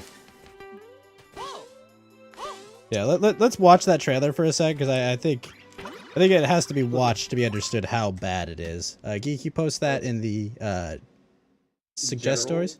General works. Alright, so let me just pull this up real quick. Alright, are we all on 0? Let me. I'm not. All right. Alright, let's. Oh wait, I got an ad. That's terrible. We'll count it off on 3 once we're all ready. All right, wait. Let me pull back. Let's see. So you put in general. Oh yeah, it's in general. Okay. Rise of Skull Ready? Island, Rise of Kong. All right, I am on 0. All right. Ready? 1, Yeah. 2, 3. Let's see what we're working with. Let's see. The Rise of Kong, Skull Island. 1835. I already saw my. the first comment, so I'm like, Kings, stories of gods, and the stories of the beasts and their king. The story of Kong, but his legacy had just begun. Gonna fight dinosaurs? wait. What am I? Look, I like that the things he hit doesn't even react to him hitting them. You see that? Is this an alpha? Okay, it reacted to him punching it. What the fuck? Ghost, this looks like this is an alpha, or I know! And it's coming on everything! Do we really need a game to explain how King Kong became King Kong? oh, it's already out, Ghost. There's like. Oh, it's already out? I didn't even know it was out. Oh, that's depressing. What? Well, anyways, that's all I have. I'll see you guys later. Oh, wait, before I let you go, what's your prediction for the weekend? What's gonna happen in Israel and Gaza? Is it starting or is it not? It's hard to tell. I mean, it depends, because like Israel's not gonna back down. Oh, I think a better question too is also how many protests from both sides are we going to see in our sporting events this weekend? Not enough. I feel like it's everywhere, man. Like, and of course, I don't have a lot of love for either side for, both ideological and, reasons, as well as the fact that, both of both espouse anti-white sentiments overtly or covertly, but what am I supposed to say? Like, I just prefer to just not. I mean, no one's asking you to. No one's saying you have to take a side in this. I mean, who cares? I'm just curious because there will be consequences to gas prices in, real life. So, well, I think it depends on, because I think Israel, supposedly they're trying to get like a ceasefire or some peace agreement, but I feel like. But the U.S. just vetoed that. Take a breath. Yeah. Yeah. And the They funny kicked thing out is, all the there's even insurrectionists. revolts. Apparently, like, there's revolts even within, like, the State Department. Like, there's people who are, like breaking away from the administration's, like, blank check. Which is probably Sorry, say surprising. that word again? they're like, so basically the U.S. has given Israel, like, we're not going to interfere with whatever operation you're about to conduct in the Gaza Strip. Aren't we It's like giving they're $40 billion to Israel and $100 million to Gaza, yeah, that's and 500 million and like 200 million to Ukraine all in the same weekend? yeah. Apparently, Janet Yellen says we can afford to fund another war. Oh, good to know. I wonder where we got all this surplus. Good news. Yeah, you know, is this gonna be Turbo America or is it just Turd America? Say Turbo Hard to America? What does say. that mean? Oh, that's Nico Saldo's concept. He's a writer, he's a commentator as well on Substack, and he basically said that the United States empire is not actually declining, but it's transforming into an ideological state, and it's becoming turbo. It's trying to become more powerful. It's going to expand. Oh, Turbo reference as in the Wreck-It Ralph movie, as in the character Turbo. Well, not just that, but I mean, you could argue that true because you know, Turbo acts a lot like the United States in a way, but I digress. But yeah, so the point is like America is not really like declining as a power; it's becoming stronger. It's becoming ideological. It's transmogrifying itself into one where it needs to be dominant. It needs to spread its culture, its views, its political economy across the world. There are some, you know, I saw a stream points for this Turbo America argument, points against, and it's hard to say. Like I said, you know, it depends. If things go hot, yeah, it's gonna be really unfortunate news for us. You know, especially if not, you know, especially if they repeat, you know, the oil embargo. Imagine like you probably might, you know. What do you think would happen? Do we pay for like $10 a gallon or something? Yes. Oh, yeah, well, it'll be like 20. Yeah, it'll be 20, and it'll be like $20 in California. I don't know. You guys, like, what's gonna happen is, unfortunately, with Brandon in charge, they're gonna try to put price controls, which means there's gonna be shortages, which just means you won't be able to fill your gas at all. Which, you know, will be shockingly way worse than if they just did nothing, you know? But, no, I mean, you've already seen them trying to mitigate this, surprisingly, right, with Venezuela. You know, all of a sudden Venezuela is okay in the State Department. You know, they're fine, because, you know, they have one of the largest supplies of gasoline that, you know, they've wasted because they didn't, you know, continue to keep maintaining it like they should have. You know, their most valuable asset, and the only reason that they're not, you know, completely dead in the water. But, you know, Venezuela won't be enough, and, you know... Oh shoot, there's more to this SS Necro story. Are you gonna climb up the Oh, ladder? geez, what happened?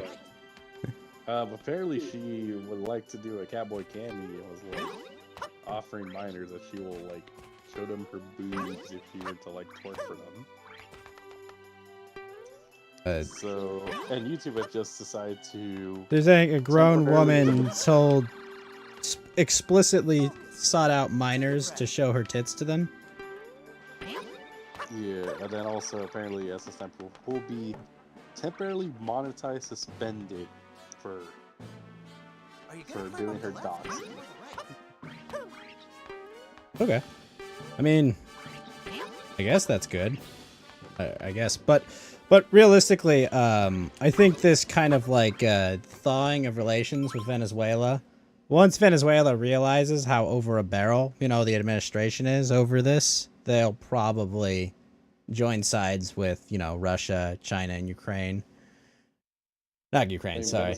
And I mean, Iran. Venezuela- They'll probably join sides with them and use it to try to exact more, you know, more leverage than they have right now. At least that's the way I see it. But I think the administration is kind of just like foolishly trying to, like, you know, get them in their corner because of the inevitable oil embargo that will come from Israel invading the Gaza Strip and killing a bunch of civilians in the process and whatever. So that's Wait, probably does what'll Venez- happen there. Does Biden not realize that he has an international warrant out for the president of Venezuela? Probably not. I would highly doubt he knows that that exists. So there's no way Venezuela's gonna sell us oil. They'll embargo too. Well, that's what they're trying to do, but yeah, no, it's they don't recognize the president of Venezuela as the legitimate president because I mean he probably stole the election, but that's not important. It doesn't matter. But yeah, no, oil prices will go up, and eventually they'll go up to a point where it's too much pain for the administration. They'll set price caps, which will cause there to be massive shortages of oil, and you won't be able to fill up your gas on certain days. Yeah, no, it's gonna be bad. Shortages of petroleum products will drive up the price of petroleum products, which means everything gets more expensive. We're already seeing 10% inflation, but we're gonna see like way worse stagflation. Yeah, no, it's not gonna be good is the answer. So, should I go buy extra gas right now then? Have Like- reserves on file. Like, fill up my gas can now. I mean, if you want to get your dick sucked for gas, yes. If you want to make a ton of money, probably not. I mean, the amount of storage... No, I'm serious. Like, the amount of storage you would need to, like, make it really worth your time, Geeky, is a lot. That's what I'm saying. Like, you want to you find some hot chick that really needs to fuel her tank or she's going to get fired, there you go. But, like, if you're just like, oh, this is my business proposition, I would generally say probably not. Yeah, that's my professional advice. If you're trying to get some desperate, down bad for oil pussy, yes. Otherwise, I would not advise loading up on oil. Okay. Yeah, no, I mean, it's going to be bad. It'll be interesting to see how it plays out. I hope the administration doesn't believe it has the political support to, do any deployment of our young men and women. Or, if they... Oh, yeah, we didn't even get to that. So, what are you guys' thoughts on the doxing of Delta Force members by the administration? Well, stupidity or malice. Probably malice. I think this is the same as SEAL Team 6, right? Because obviously they didn't kill Bin Laden, but they all pretended it, and so they, first gave out their identity, probably sold the weapons that the Taliban, ISIS, or whatever group shot to kill them with. Basically made it, kept putting them in harm's way, and shockingly, they eventually did get killed. I think this is might be a situation like that. I don't know. I mean, they already burned down the Turkish embassy, so... They burned the Turkish... Yeah, they burned the Turkish embassy in Turkey. Like, there's a bunch I mean, the U.S. embassy to Turkey, in embassy, right? In Turkey. Yes. You're So- talking about the Israeli embassy, not the... No, they burned the U.S. one, too. So we're gonna have, like, Benghazi 2.0 then? Maybe. That could easily happen somewhere. I don't know. But listen, here's the problem, Geeky. These guys have heavy hitters on their side. They've got Greta Thunberg, okay?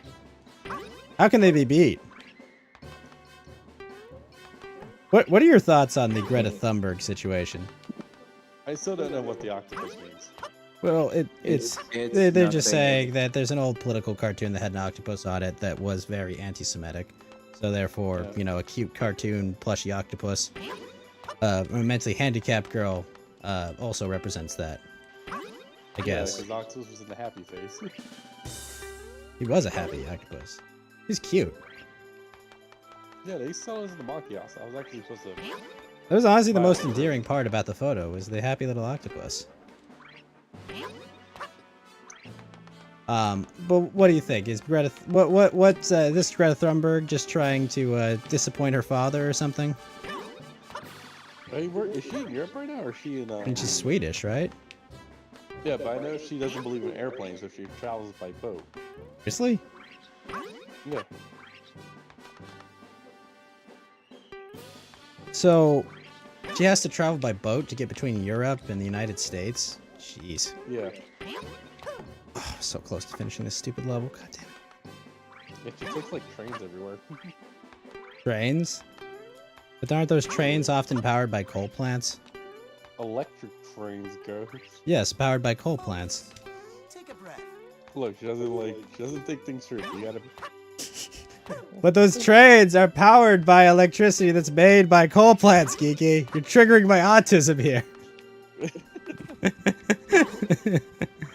What do you think, Yellow Lantern? Greta Thunberg. What's the deal? What's going on? I mean, Are you gonna climb up the ladder? what is there to Or the say? right? I mean, you pretty much tell she's more of a crisis actor at this point, and just doesn't even. I'm believe sorry, a in saving crisis actor? What do you mean by that? Well, or in like an ambulance chaser. Like she goes to these sites. So for she the goes attention. where she thinks there's money or attention or what? Yeah, like she, they, either she, everyone knows that like her parents kind of set her up for this. I think there's been a lot of like investigation into where she came from and all this stuff. And I'll never forget where she said, I am wanting to save the activism not because of my autism, but because of it. Or like, despite my autism. Or like, I'm not doing this despite of it. I'm mad because of my autism or something. Didn't she call it her superpower? It's something like that, which, listen, I don't know if you really want to go down that route of describing some of Didn't this. Sweden literally have eugenics for like 100 years? Well, is she German? Or- No, she's Swedish. She's Swedish. Yeah. Like, she's Swedish. Clearly, She's from like the rich part of Sweden. But like, yeah, Sweden literally practiced eugenics for a while. I know she wouldn't even exist in old Sweden. Yeah. I don't know how the times have fallen. Now they just pump in refugees. I mean migrants. Yeah. Okay. So, but you think she just saw that? Oh, if I say this outrageous thing after a massacre of a bunch of civilians, I'll get a bunch of attention. I mean, there's just, the best way to be rid of her is just to be apathetic and stop giving her the attention she really is craving. I mean, she has a documentary on Hulu. You can't do that. Unfortunately, but like, I think. I mean, but that can be like, canceled, Geeky. Take a breath. Well, I mean, documentary as in, like, he's saying it's already been made. Yeah, but it can Yeah. be canceled. And once it's canceled from the mainstream, it's irrelevant. I mean, there's also That's where like, she eight only place she Greta gets traction is the mainstream. I mean, Thunberg. unless There's also like 8 Greta Thunbergs like waiting in the wings. Take a breath. I don't know. I think they usually like to mix things up, you know. Or the right. Well, they're not like just like they're like these child activists or all for climate change, blah blah. Oh, you're talking So, about like what's his name, Mr. Ah, fuck! I almost had it. God damn it. David, whatever the Fed kid that was at Parkland. Or the right. Yeah. Yeah, they got more room in the wings, guys. Like they're just replaced better than another one. They'll get a Palestinian too. It's just, listen, I mean, I've seen this script run hundreds of times. It's the same type of messaging, the same solutions, quote unquote. The government is is- always right and will solve all your problems. You just have to give it more power over your life, right? Eat the bugs. You gotta eat the bugs. Focus. Take a breath.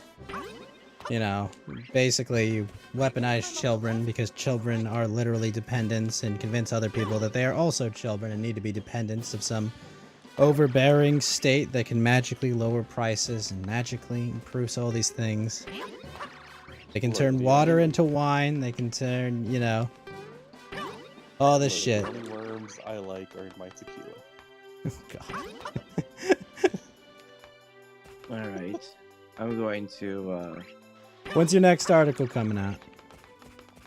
well, I'll try to shoot for it next weekend because I have something coming up the week that requires my attention. But I could You're probably playing Hot play it. Wheels. You can just say you're playing Hot Wheels. We will Oh It's no, okay. I have to prepare some songs for an event. Oh, fun. What is it, a religious event or a music festival or? I don't want to split, but it's for my services are required for it. Now you sound like a prostitute. My musical talent. And Yeah, playing no, that's- background music. That's on the great. piano Oh, actually, required. before I can't let you go without commenting on Conduit. Oh, well, it's like I said, is this the second legend to, who knew touching radioactive waste or whatever gives you superpowers? Although I couldn't tell what kind of person she is. I think she Indonesian. Chinese? I think it was Indonesian. If I had to guess, I would say it was Indonesian. Something like that. Yeah, it depends. I couldn't tell what language they were speaking as well. Yeah, I think they were speaking, I don't know what it's called, but just looking at like the name of the video, like that reads to me like either Indonesian or Malay. But yeah, no, touch radioactive waste. Like the Hulk has ruined a whole generation of writers, right? Oh my god, Geeky, I finally got past this fucking jumping level! God damn it! You would think that Chernobyl finally put people that trope to rest of interacting with nuclear waste for radiation won't give you superpowers. It just kill melts you. It like kills you slowly and painfully as your body falls apart. Yeah, it was interesting. They didn't really show us what she does, you know? Allegedly from the game, it's like she's like shields. She's like We have enough shield heroes! They literally made a show. I'm It's- sorry, anime. We have enough shield characters in Apex. Yeah, I mean, it was very interesting because like it definitely wore the Titanfall, connection like directly on its sleeve, right? Because I know like Valkyrie is like Titanfall related, Ashes was Titanfall related, but this one was like, hey guys, remember you love Titanfall? Here's Titanfall, guys. Like I mean, I appreciate that. I like Titanfall, but my question with Yellow Lantern is that BD? No. Okay. Because he looked, he's the same model, I think, as BD. Yes, but it was probably a different Titan. I don't know, that might have been BD. And if that was BD, I'm really sad, because... Well, You know. no, BD was remember, if you play Titanfall 2, he sacrificed himself At the end. on his head. Yeah, although allegedly there was supposed to be like a third. They were developing like a single player one where BD would be repaired and like the legends would be your allies for various powers. It was that was a hack-filled mess and nobody could play. Well, I heard they're trying to fix that, or like they found a version where the hacks were removed, and Interesting. man, Yeah, Titanfall I mean, 2, it's an amazing game, but the problem was it was released sandwiched right in between two giants of the franchise, and I'm gonna say something controversial. Titanfall 1 is better than Titanfall 2. That's not a controversial take. It was a better overall, like, yes, it's better that Titanfall 2 had had single player, but they ruined the balance in Titanfall 2. what would you mean by that? The mechs matter way less in Titanfall 2, and that sucks. Does that make sense? Because I feel the mechs are so underpowered in Titanfall 2 that it's like so easy to just shred them outside of mech. Like it used to be in Titanfall 1, it was so much harder to like deal with a mech as a pilot.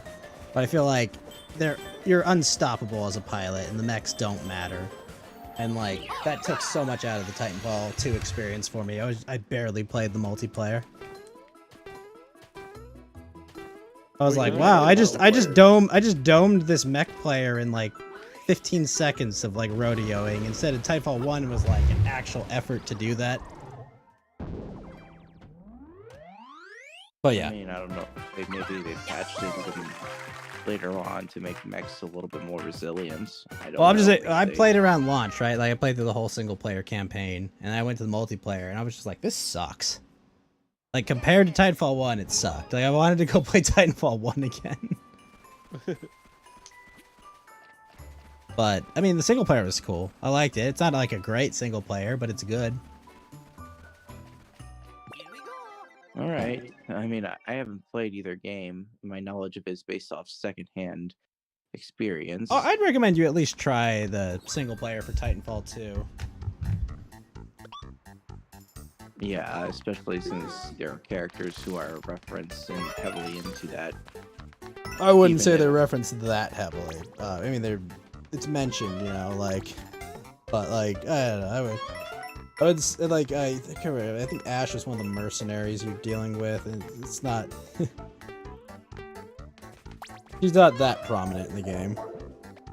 Yeah, but yeah, the only signet is that she's the reason that Horizon was trapped in like the orbit of a black hole for almost 80 years. I think 87 years, I believe. Something like that. Yeah, but she revealed to be the simulacrum of her assistant, and that she's kind of basically two souls, one body, because the original human personality is trying to break through the simulacrums. Yeah. I don't remember that playing out too much in the game, but it also, it's like I said, it's Apex where they expanded her story. yeah. But the other one, speaking of stories, yeah, like people are, the kill code storyline could last even a little longer now. You're talking about with They've Revenant? had 3. Yeah, and of course, it's funny. Most of the fan base is now like officially siding with Revenant because of the way Loba's been acting. Wait, who? Low? Loba. Oh, Loba. That was the. Yeah, everyone. Basically, it's kind of funny that Apex's best story, most developed, is about the Legends trying to find a way to help Revenant end his life once and for all. I just want to die. Yeah, it's probably there's a lot of just weird, but now the thing with people is that Loba's vendetta to keep making him alive and keeping him suffer is actually making things worse for everybody. And it's been like noted that like even people who like Loba saying that like yeah, she's just insufferable now. Just punishing Revenant for nothing at this point? Oh no, I mean Loba's parents were killed by Revenant.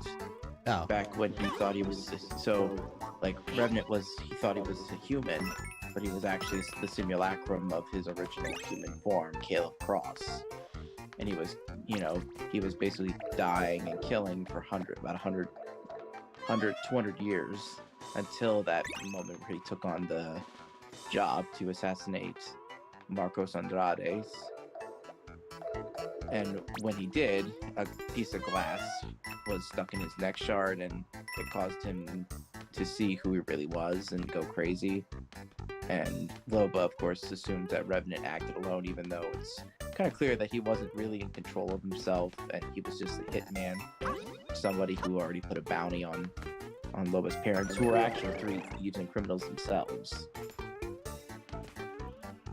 They were But yeah, bad much of the people. story was that Loba entered the game specifically to get revenge on Revenant. But when it's revealed that killing him would be something he would actually want because he doesn't want to live anymore, what happens is I'm gonna keep my voice down because my voice starting to hurt a little bit. So Loba decides the only way to kill Revenant is to destroy his human head, which is kept alive as the source code. So that every time Revenant dies, his consciousness is transformed into a new robotic body. But so Loba realized that, death would be too easy to attain. He decides to find someone and send his head through a phase runner, which goes to Gridiron, making it more difficult for Revenant to die for good. He doesn't like that. Fights with her, she wins, but Revenant vows to shadow her and stalk all those close to her and eventually break them all up. And even those who are friends or close to Loba or loved her, they tried to actually make deals with Revenant to, like, you know, see this unhealthy obsession. Of course, it turns out that Loba's friend, who was tasked to throw Revenant's head into the Phase Runner, ended up not doing that. He decided to Shocked, I just say. Yeah, because I think even he realizes, like, Loba, don't go down this path. And of course, her, you know, she eventually becomes lovers with Valkyrie, but Valkyrie also sees that Loba's obsession with revenge is hurting her, so she made a deal with Revenant to say, I could get you your head back if you agree to back off with Loba, which he does, especially after he tried to go to Gridiron with Bangalore to find both her brother as well as his head, but turns out her brother joined the Apex Games disguised as another fallen legend. Huh. And so what happened was, however, by the time the fourth, the head of the syndicate who runs the Apex Games, That Marcus Octane's Silva, dad? grandfather, but he's taken the identity of his dad. But what had happened was he wanted to make some power moves onto this to get more, so he seizes the head from Jamie, which was Loba's friend, and Jamie is almost killed, or he sends an agent to get it. And then what happens next is that he starts doing experiments because he's going to make Revenant more powerful, after both in-game as well as in real life opinions that he's like one of the worst legends. So yeah, he starts messing with Revenant's head. Some of the legends have formed a posse to try to take him down, like Lifeline, Mad Maggie, Loba, Valkyrie, and Crypto. And then when they come, Revenant gets put into a new body, and he actually decides to join forces with the group to take and stop Eduardo, because he can finally, you know, they can kill his head. They can finally put him to rest. But Loba still wants to see him suffer, and she was not happy to see that Valkyrie made a deal with Revenant and sided with him to, like, destroy the head. You telling me that lesbians had an abusive relationship in that game? That's ridiculous. How could that have happened? Oh, I'm just fucking with you. The stereotypes are there for a reason. Sorry, an unhealthy relationship, we'll call it. And the funny thing is, Valkyrie is more sensible, because she had a similar feeling of revenge on Kuben Bliss for her father's death. But she decided to honor him in a more healthy way. I think you kill him in Titanfall 2, I don't remember. He was Viper. Viper was Valkyrie's dad. Yeah, I think you kill Viper in Titanfall 2. Yeah, you do. I mean, it was nothing personal. It was just one of the Apex Predators. I mean, he was chasing you around in a Titan, like, of course he was gonna die. Yeah. Although, what's funny is that,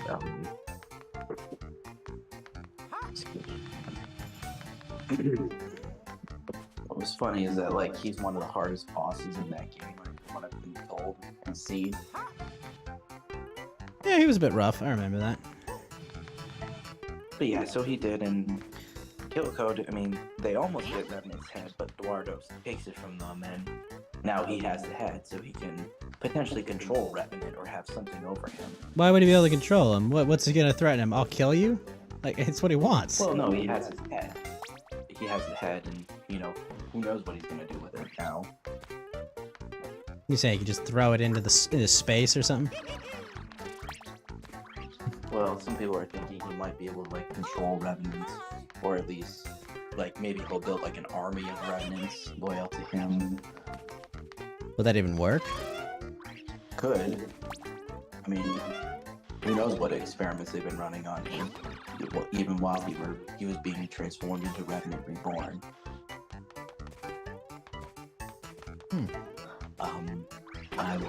Yeah, that's just the story so far, and yeah, who knows what Conduit's gonna bring.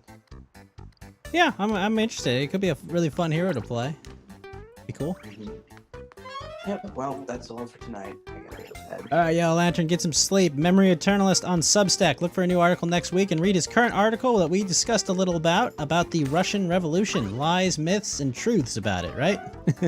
Yeah, and what are the best books to read up on it? Yep, if you'd like to learn about it and learn about... did you put any perspective on how it relates to current day politics?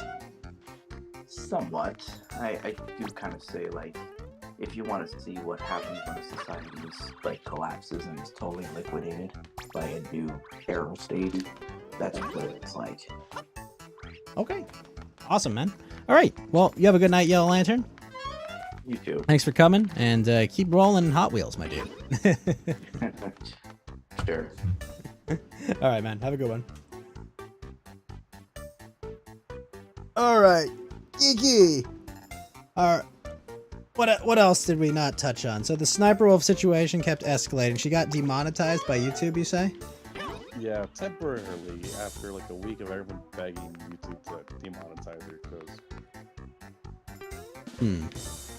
I don't beg my abusers to do anything, but I understand, I guess, the want, you know, like... What was Ralph kicked off of YouTube for bad jokes in a conversation?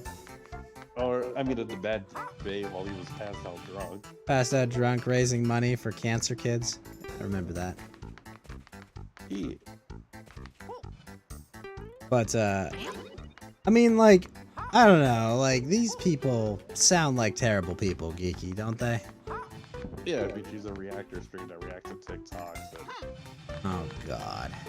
I mean, she's the OGE girl. The OGE girl? She's older than Shoe on Head? I think she can, you know, Shuan has engaged, right? Oh, no. Oh, really? Yes. Well, that's great news. Good for her. 30 years old and finally tracked down a man. Happy ending to that story. If only she wasn't a soft commie, right? Yeah, SS Timberwolf's 30 years old. She made a public apology on Twitter. And... Wait, Sniper Wolf is 30? Yep. Oof. She's at the end of her rope. About to, like, thought out, you know? It's over. No, she's been streaming since 2013, so... She's been streaming for a decade? Yeah. What? My gosh. We have to, apparently we're gonna have to stop e-girls until we can figure out what is going on.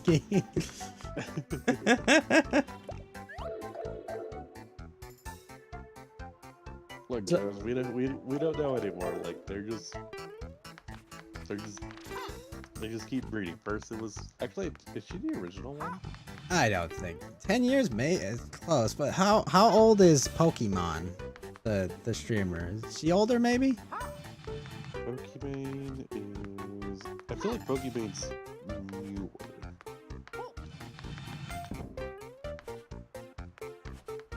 Pokemon has been streaming since 2013 as well. Okay, so they're bad. Well, She's Pokemon's younger. Pokemon's my age, ironically.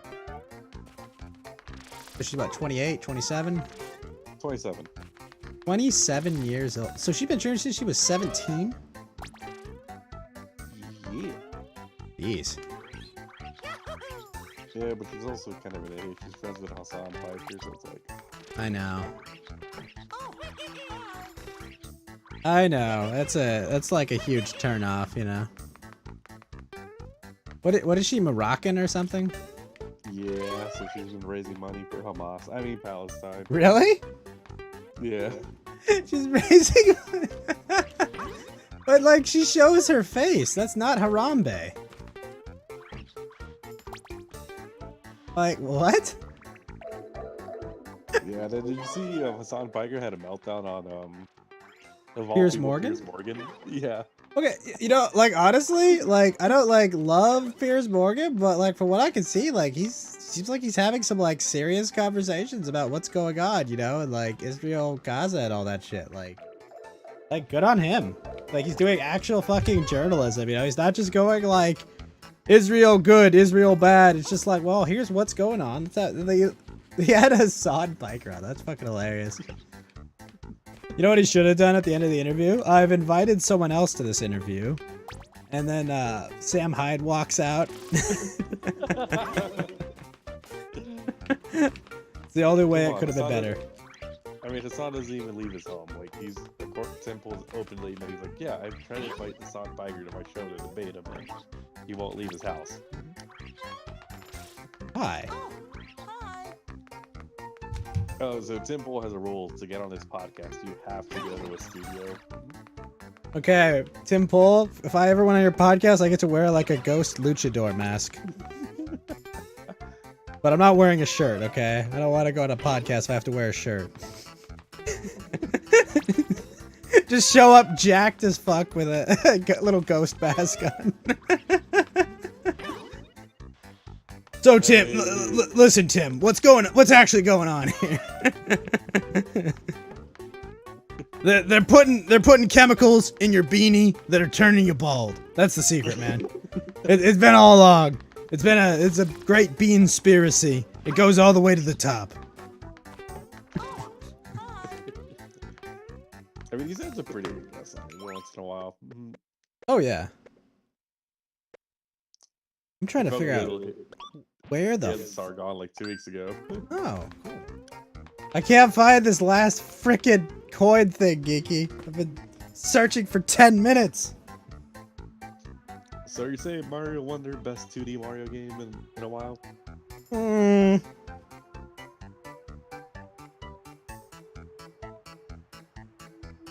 I wouldn't go that far. I mean, I like it. I've been having fun playing it. I mean, to me, I think Super Mario World's the best. Yeah, I think Super Mario World's been better than this. I mean, this is a lot like 3D Land, I guess. But but 2D. But yeah, or the new Super Mario Brothers, I guess. This is definitely better than those games, you know. I'm really pissed, Geeky. This is where this last thing is. It's like right here. I'm just mad at myself. Look at this! Look at this! It was there, Geeky! The reason is, they're hidden blocks only certain characters can see. So I'm just like going around fucking guessing where it is. Oh, because you can only play as Mario, right? No, I can play as any of them. But I don't want to cycle through the stage 10 fucking times. No, I can definitely switch characters. Yeah, so bad I fucked up on my turn. Trying to get to Worlds. Fucked up? How would you fuck up, Geeky? I could have special summoned my monster, but I didn't have enough dinosaurs in the grave. And then I realized, oh wait, I had another one. Instead of waiting for my monster to be destroyed. Oh, I like these guys. They kick like ice blocks. How can Mario, Peach, and Luigi see differently? I guess they just do, Tony, unfortunately. Might be the color of their eyes. It could be. I think it's just a game mechanic to get you to force you to have friends. It's outrageous. 0 out of 10. There's no online support? Yeah. You can play it online with friends, I'm pretty sure. What's with all the ice blocks? That was fun when we played, what did we play with 3D Land, I think? We were playing 3D Land for a while. Yeah, that was fun. 3 Worlds, yeah. Ah! Guy almost murdered me there. I know everyone's all been asking, can we get Odyssey 2 already? And I'm like... I do want a 3D Mario game, I will say. But honestly, if they gave us a Super Mario RPG sequel, actual sequel, that would be... Paper Mario. I mean, look, I like Paper Mario. But I would like an actual sequel with Geno and Mallow. Mallow is king of the frickin' Cloud Kingdom. You know, like... You play with like Mallow's son or something or whatever, and then you build a new Geno. Like, oh, it'd be great. I low-key want Kirby's Epic Yarn too. Never played Kirby's Epic Yarn. Was it good? It was fairly good. They even Guys- ported it to the 3DS, which I was surprised. I wish they ported it to the Switch. I wish they did too. I want the Switch to become like the all console, you know? Yes, that's why I'm still mad I don't have my Wind Waker port. Wait, didn't that come out? It was only for the Wii U. Oh, you're right. You know, because can you imagine, like, in 10 years, if they port all the great major titles to the Switch, and just owning a Switch means basically you own Nintendo's, like, entire library, like, up through it, and then, you know, like, the next console could be, like, an actual, you know, like, hardware console. Yeah, well, do you think they're already gonna start working on the Switch 2, or do you think they're gonna... It's a tough guess, honestly. The next Nintendo console, I think, might not even be a console. If that makes sense. It'll just be a Switch add-on? No, nothing like that, I don't think, but... Like... Maybe just, like, a super, like Nintendo peripheral thing, maybe? You know, so that, like, you could just hook it up to your computer and play, like, Nintendo games on it. I mean, I mean, Phil Spencer already said he wants to buy Nintendo. God, We gotta see please what no. happens first. No! Microsoft, you've bought enough things, and you've done nothing productive with it. Yeah, you already bought Blizzard. The only good thing you did by buying Blizzard was putting all the old Call of Duty servers back up.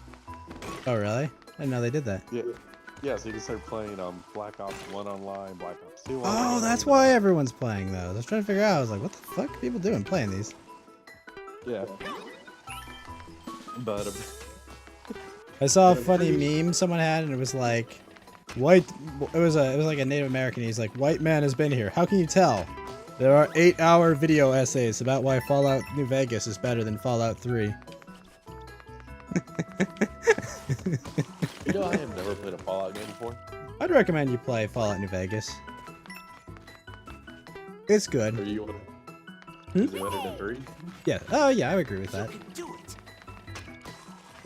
3 is still good, but like, I would say you'd probably enjoy it a bit more than Fallout 1 or 2. Honestly, Fallout 1 and 2 could definitely use a remake. I don't know. Go beg Tom Howard to do Todd, something off of Star dear Wars. God, Todd, no, no, no. I know. I mean, you know, like, maybe not like remade. I mean, I would play it if it was remade, like Fallout New Vegas and Fallout 3, but like, yeah, no, it's a scary proposition knowing Todd. I mean, Todd bought a lot of trust by making Starfield good. I was shocked. I was And it wa- wasn't- And it was a Cyberpunk DLC coming out. Yeah, I've been playing that a bit. Oh, it already came out. Yeah, it came out this one. Phantom Liberty. It's got Idris Elba in it for some reason. Playing himself. Here's what I hate. It's like, oh, Idris Elba's in it. What is he playing? Idris Elba in Cyberpunk, basically. Like, it's like, bro, like, he can play a character. He doesn't have to just be Idris Elba is Idris Elba, but with Cyberpunk. Isn't that basically what Keanu Reeves was? Yes, exactly. It was exactly the same thing. It's fucking Keanu Reeves, like, oh, Johnny Silverhands. No, you're Keanu Reeves, okay? You're literally just Keanu Reeves. I think that Mario level had the lesbian flag as its outro. Isn't it like blue? Is it like blue, purple, and like red or something? I don't know. There is a lesbian like specific pride flag. I know that. That's disgusting. I mean, so empowering. Yeah, there's apparently there was some scuffle on some fan art that people had because it was a heterosexual shipping of characters that the Reddit mods didn't like, so they were like, "No, this is banned." It's like, bro, what the fuck is wrong with you? I just want to play video games. But anything else come up, Geeky? Just a bunch of new music that I like has been coming out. You know, like there's a new Blink-182 album. Um, Last week there So, was what does Blink 182 mean? it's just a band name. But what does it mean? So they literally their original name was Blink, and then they turned it to 182 because they were gonna get sued because somebody else had the trademark for Blink.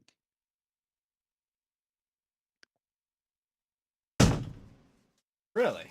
That's literally it. Huh. Why is the Red Hot Chili Peppers the Red Hot Chili Peppers? I don't know. I read the guy's autobiography. But he never was like, it came to me in a dream. I mean, they were pretty bad heroin addicts, though. So Oh. Wait, what does chili have to do with heroin? might have came from a heroin trip. Oh, it does make sense. Okay. Are they after me? Nah, it's I not. suppose that makes sense. Alright, so cool music came out. Geeky's gonna go to Worlds for Yu-Gi-Oh, by the way, everyone. He Yeah, is so trying to bad. Qualify for Worlds. He's going to be the greatest Yu-Gi-Oh master that ever was.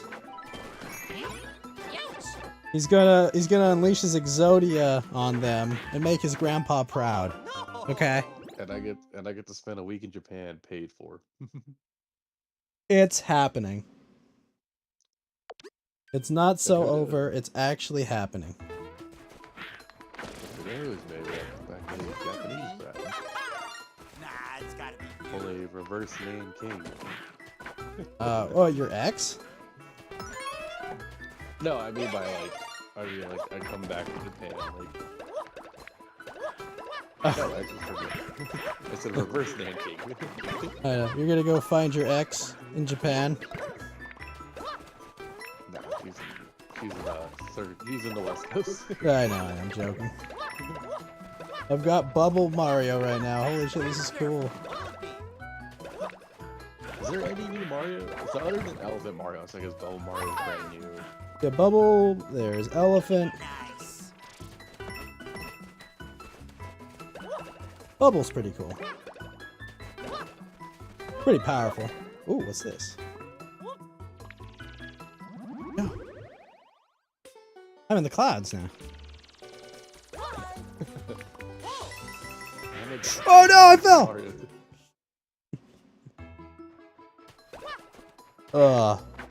But so far, Wonder's been good. I've gone through like the first world or so. That isn't your game of the year. No. No, it's not. I still have a lot of other games to get to before I determine a game of the year. Yeah. Everyone always asks that. What's your game of the year? I mean, I would say it's not better than Armored Core 6 so far, but we'll see. Have you gone to your local movies yet, Ghost? No, In the last week. I have not. What's going on? So, are you familiar with an artist named Taylor Swift? Is she fast? No, Taylor Swift, she's a singer. Pop Okay. singer. She's dating Travis Kelce. The tight end for the Kansas City Chiefs? Yep. Two-time Super Bowl champion Travis Kelce of the Kansas City Chiefs? Yes. I think two, right? And so yeah, now Travis Kelce jerseys are going up in price because Taylor Swift fans want So long. their merch and they're now watching football. Oh. That's genius, I want to say. Genius cross promotion. So, I'm assuming this Taylor Swift is some sort of young starlet or something? Hollywood actress? No, she's a singer, pop singer. Oh. Why is that having to do with the theaters? So long. Well, she had a concert tour, or is having a concert tour right now, and filmed her concert tour, and decided to film her tour and release it in theaters. Well, so it's a concert film. Okay. Well, they released it in theaters, and apparently we're throwing theater etiquette out the window Oh no. because they're screaming and acting like they're at the concert with their phones out and everything. Oh god, just Well, I'm curious, how did this thing perform at the box office? I'm gonna go look up Box Office Mojo. I think you should look it up before we. Don't worry, I've got it on my phone. Okay, look it up, and then I can't wait to see your reaction. All right, let's see. Last weekend, $93 million for opening weekend. That's not bad for an opening weekend. It is now the highest grossing concert film of all time. So, oh yeah, she's attractive. She's decent looking, but what's so popular about her? I don't know, her music and stuff. But it's generic pop music, but the funny part is that they're trying to feed her etiquette out the window, and like there's been reports and video like people like dancing in the feeders, blah blah blah, all that good stuff. And the funny part is like there's been complaints like of people passing by the movie theaters that are showing it, and you can hear all the fans screaming and stuff like, and they're like, dude, you're you're not at the actual concert, you're like, it's just a recording of the concert being played, and you guys are acting like you're there. So that's been pretty hilarious to see go down. And I think the funniest part of all this is that you're not allowed to use any ticket discounts you have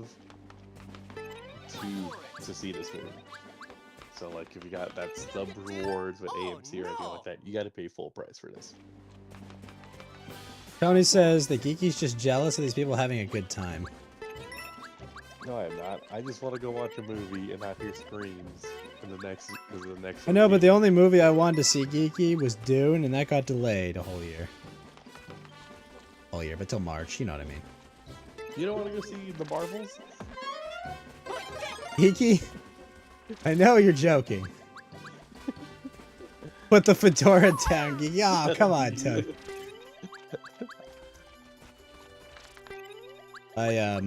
I would not like to see the Marvel. You don't want to go see the Five Nights at Freddy movie? We're gonna watch it in Discord. Oh yeah, because it's gonna be on the cock, so it's gonna be easy to. I mean, yeah, we'll pay for it probably. No, maybe no. Well, yeah, definitely we'll pay for it for sure. Yeah, when we don't, you know, we're gonna watch it not this Saturday, but next Saturday. Oh, wait, is that next Saturday? The week, it's the Saturday before Halloween, All Hallows Eve. Will it be out by then? Yeah, comes out on the 28th. Okay, yes. Yeah, we should plan it. I mean, it's like I mean, I'm gonna watch it with you or without you there, okay? Me and Chubbly and some other friends are gonna be watching it. I'm down to watch it. I will try to leave my local tournament. I'll go to an earlier tournament session so I can come back in time. Well, bro, we're not watching it till 9 o'clock my time, so, like, if you're still at your local tournament, that's a late tourney. My turn is from 6 to 10. Depends on the players. Bye-bye. Well, I might have to go to the afternoon one. That starts at like 1. It's gonna end at like 6. well, don't throw away your qualifier dreams just to watch the Five Nights at Freddy's movie. Oh no, this is IRL. My qualifier dreams is through Master Duel. Do you remember Master Duel? We played that last year for a bit. Yeah, I remember it. It was a thing. Yeah, that's what I'm trying to do my qualifiers through. Are you winning, son? This game that I'm in right now, I might lose. No. I drew terribly, but I didn't win my last game. Even when you fucked up? No, the one I fucked up no, I did make it come back there, so 2 wins. So now I have a question. How do you qualify? So I have to reach level stage 20 for day 1, and then I qualify for day 2. Once How do you reach the stage though? I have to win games. I have to keep winning games. Got it. You get set back if you lose? Once I reach a certain stage, like the last couple stages, so like stage 15 to 17, I can get bumped down. And then because they don't want that many people on stage. And then once I hit stage 20, I qualify for day 2, and then I have to win a certain amount of games in day 2 in order to book my ticket to Worlds.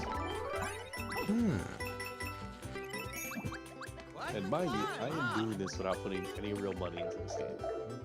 Interesting. What stage are you at right now? I will tell you after this duel. I believe I am on stage 5th. I think I'm on 15, but I'll give you an accurate one afterwards.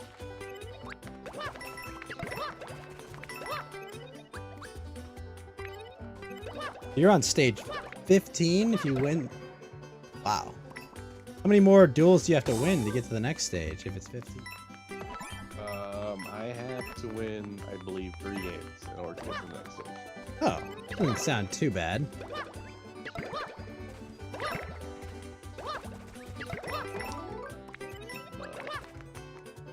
I'm starting. The higher it gets, the harder. Obviously, the higher you get, the harder it is. Now people are pulling it actually competitively.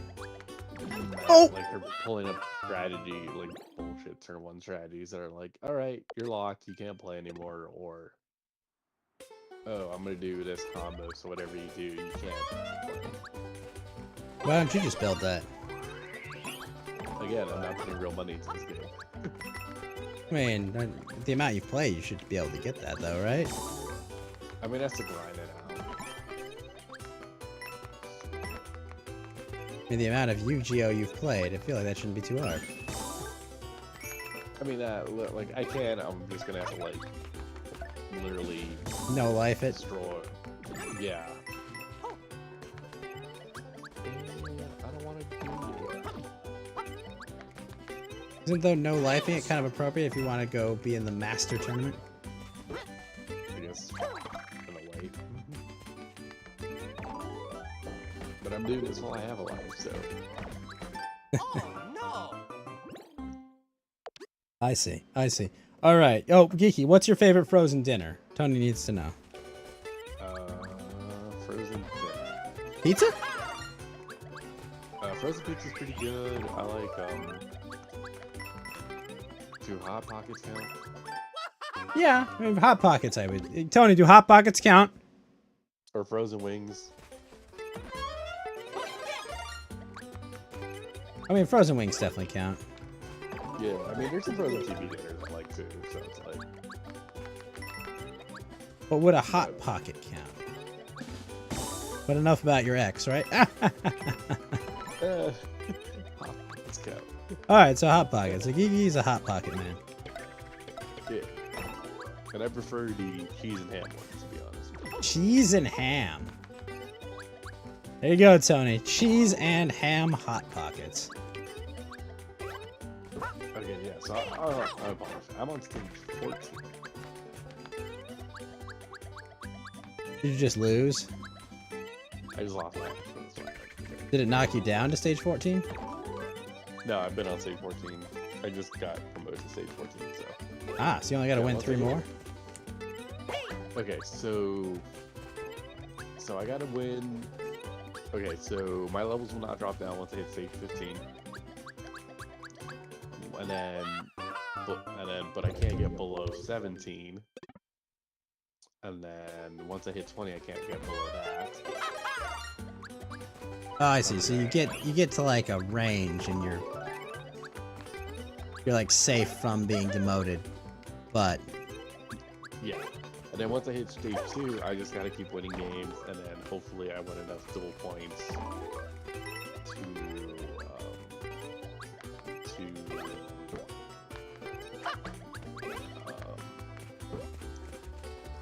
once I get enough dual points, then I make it to Worlds. how many dual points do you need? Well, I'm not in stage 2 yet, but I'm reading that right now. So let me see. So you have to get over 200. You gotta get over 2,000 dual points to get your station. And you are at what? 0 dual points now? Yeah, because that hasn't started yet. Day 2 starts on the 26th of October. How many days do you have to accumulate those, and how much do you get per win? Let's see. for when, I don't know. I'm not sure on that one yet. Is it like you get the amount of points your opponent's level? So if you be like a level 20, you get 20? Maybe. So for the 29th is when the event ends. So from the 26th to 29th, I just gotta keep. I qualify. And how many people will qualify? I'm not sure. So it's just whoever has the points? Yeah, whoever has the points, and then they'll probably do like a little battle royale. They'll probably do like a last mini tournament to make sure who's left, and probably take like the top 10 or 15. Now, will those be conducted with real cards? No, since we're doing the online tournament, it'll all be all online. Okay. There is a real cards way as well. You gotta go in like what, officially sanctioned tournaments? Yep.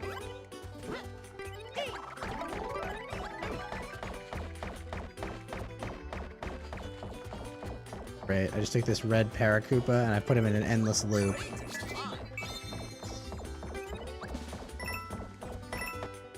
To keep those up. Feels monstrous to do that. Yeah. Did you also hear that? Guess who's coming back to the NBA? No, who's coming back? Ben Simmons. Ben Simmons. Isn't there Zion Williamson who's just him but better? No, And- Ben Simmons just can't shoot. Yeah, he can.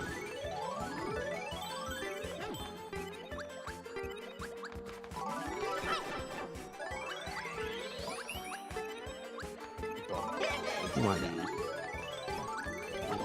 be hilarious how he's going to get booed off the building in Philly. Wait, what team did Ben Simmons go to? He's on the Nets. I feel like he fits there. The Nets always, you know, feel like a team that's just despair, you know? I mean, they used to be in New Jersey, now they're in Brooklyn, so...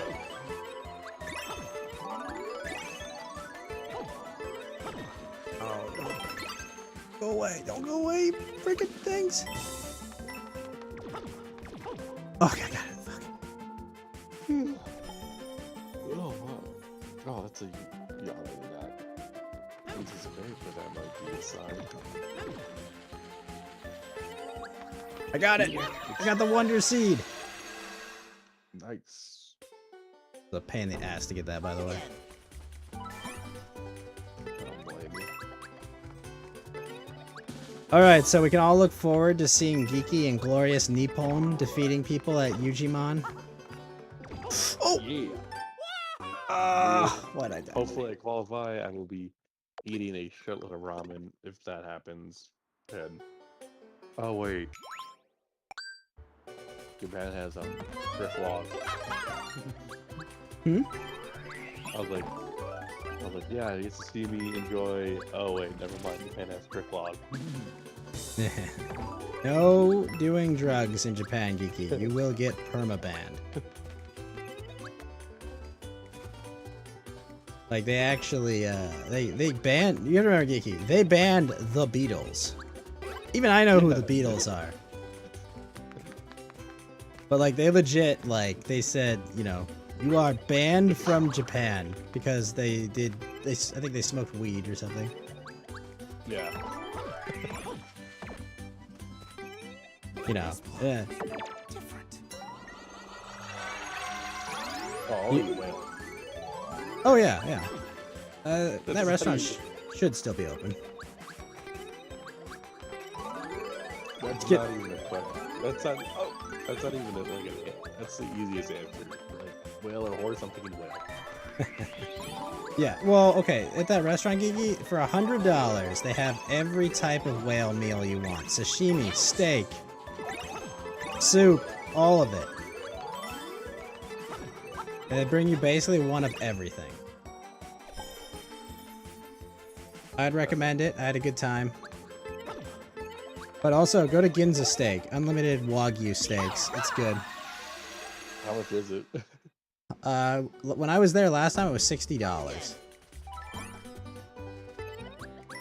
It was $60 for an hour of unlimited Tier 1 Wagyu.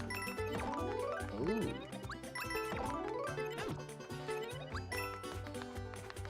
They also brought me what they call beef espresso, which is basically like just really fancy hoity-toity beef broth. It was good.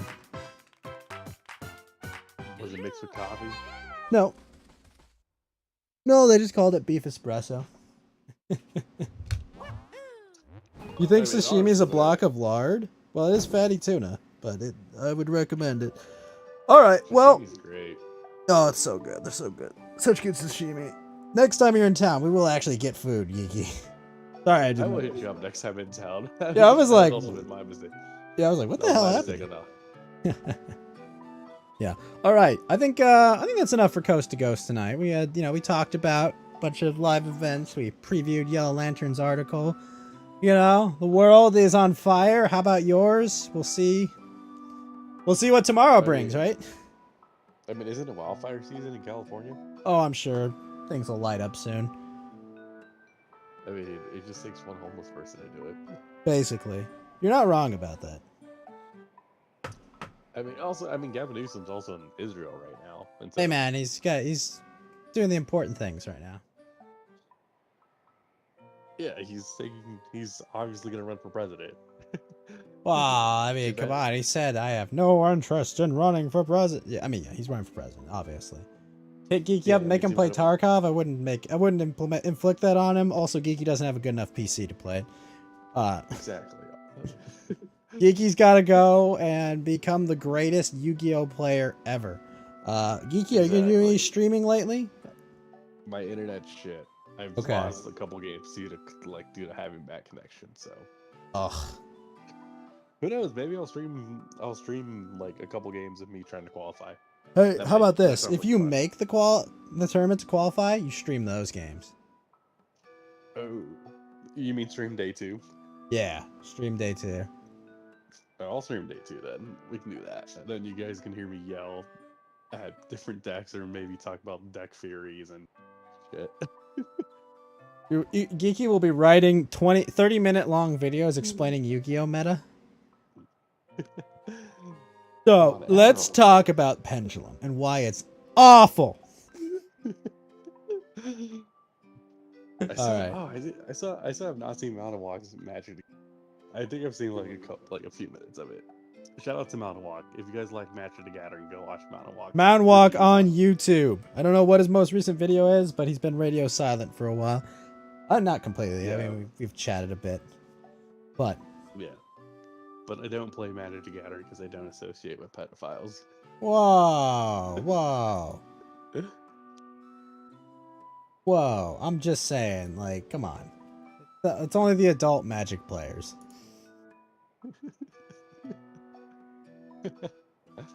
True. Oh, and tomorrow night we're watching Beyond the Black Rainbow and Hereditary.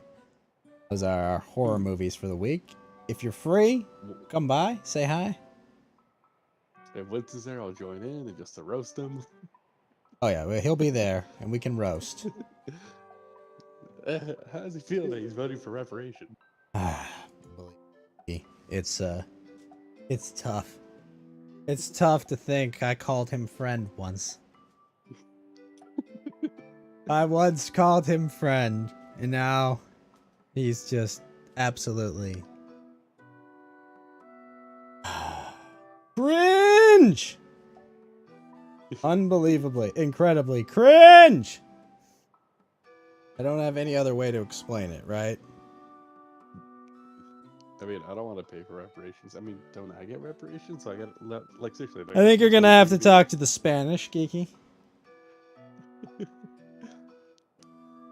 They'll say, sorry, only habla español, señor Geeky. Reparations, in- nada. Hablo the true Spanish. Yeah, I don't speak Spanish. Or Spaniard Spanish. Dos X, Modelo, Corona. Bud Light, Corona. Whoa, we don't drink Bud. Taquito, Taqueria. Yeah, I can go for some tacos right now, actually. Might Yeah, actually I get guess some that's tacos at 12 o'clock at night. But thank you, Geeky. I hope you make it to the Masters or the second day of qualifiers. I want to watch you win and beat all those smelly people. I want you to just walk into that hall with like a giant can of like Axe body spray and just spray everyone inside. Say, Aki, Aki, Aki! Just like you're spraying with like a water bottle. Be amazing. Just I mean, imagine the only- smell. The only problem is if I do win qualifiers, that Tony would be says, "Good luck, fortunate. Geeky. Whoop their asses." Oh, and on top, you know what we're gonna do? We're gonna program an AI to play Yu-Gi-Oh, and that'll choose all your moves. You'll be undefeatable. Well, the issue is, Gus, is I will have to dox myself if I qualify. That's all. Oh, Geeky, wear a luchador mask. Then T-pose at the end. Nah, I gotta do I gotta do some Fortnite dances.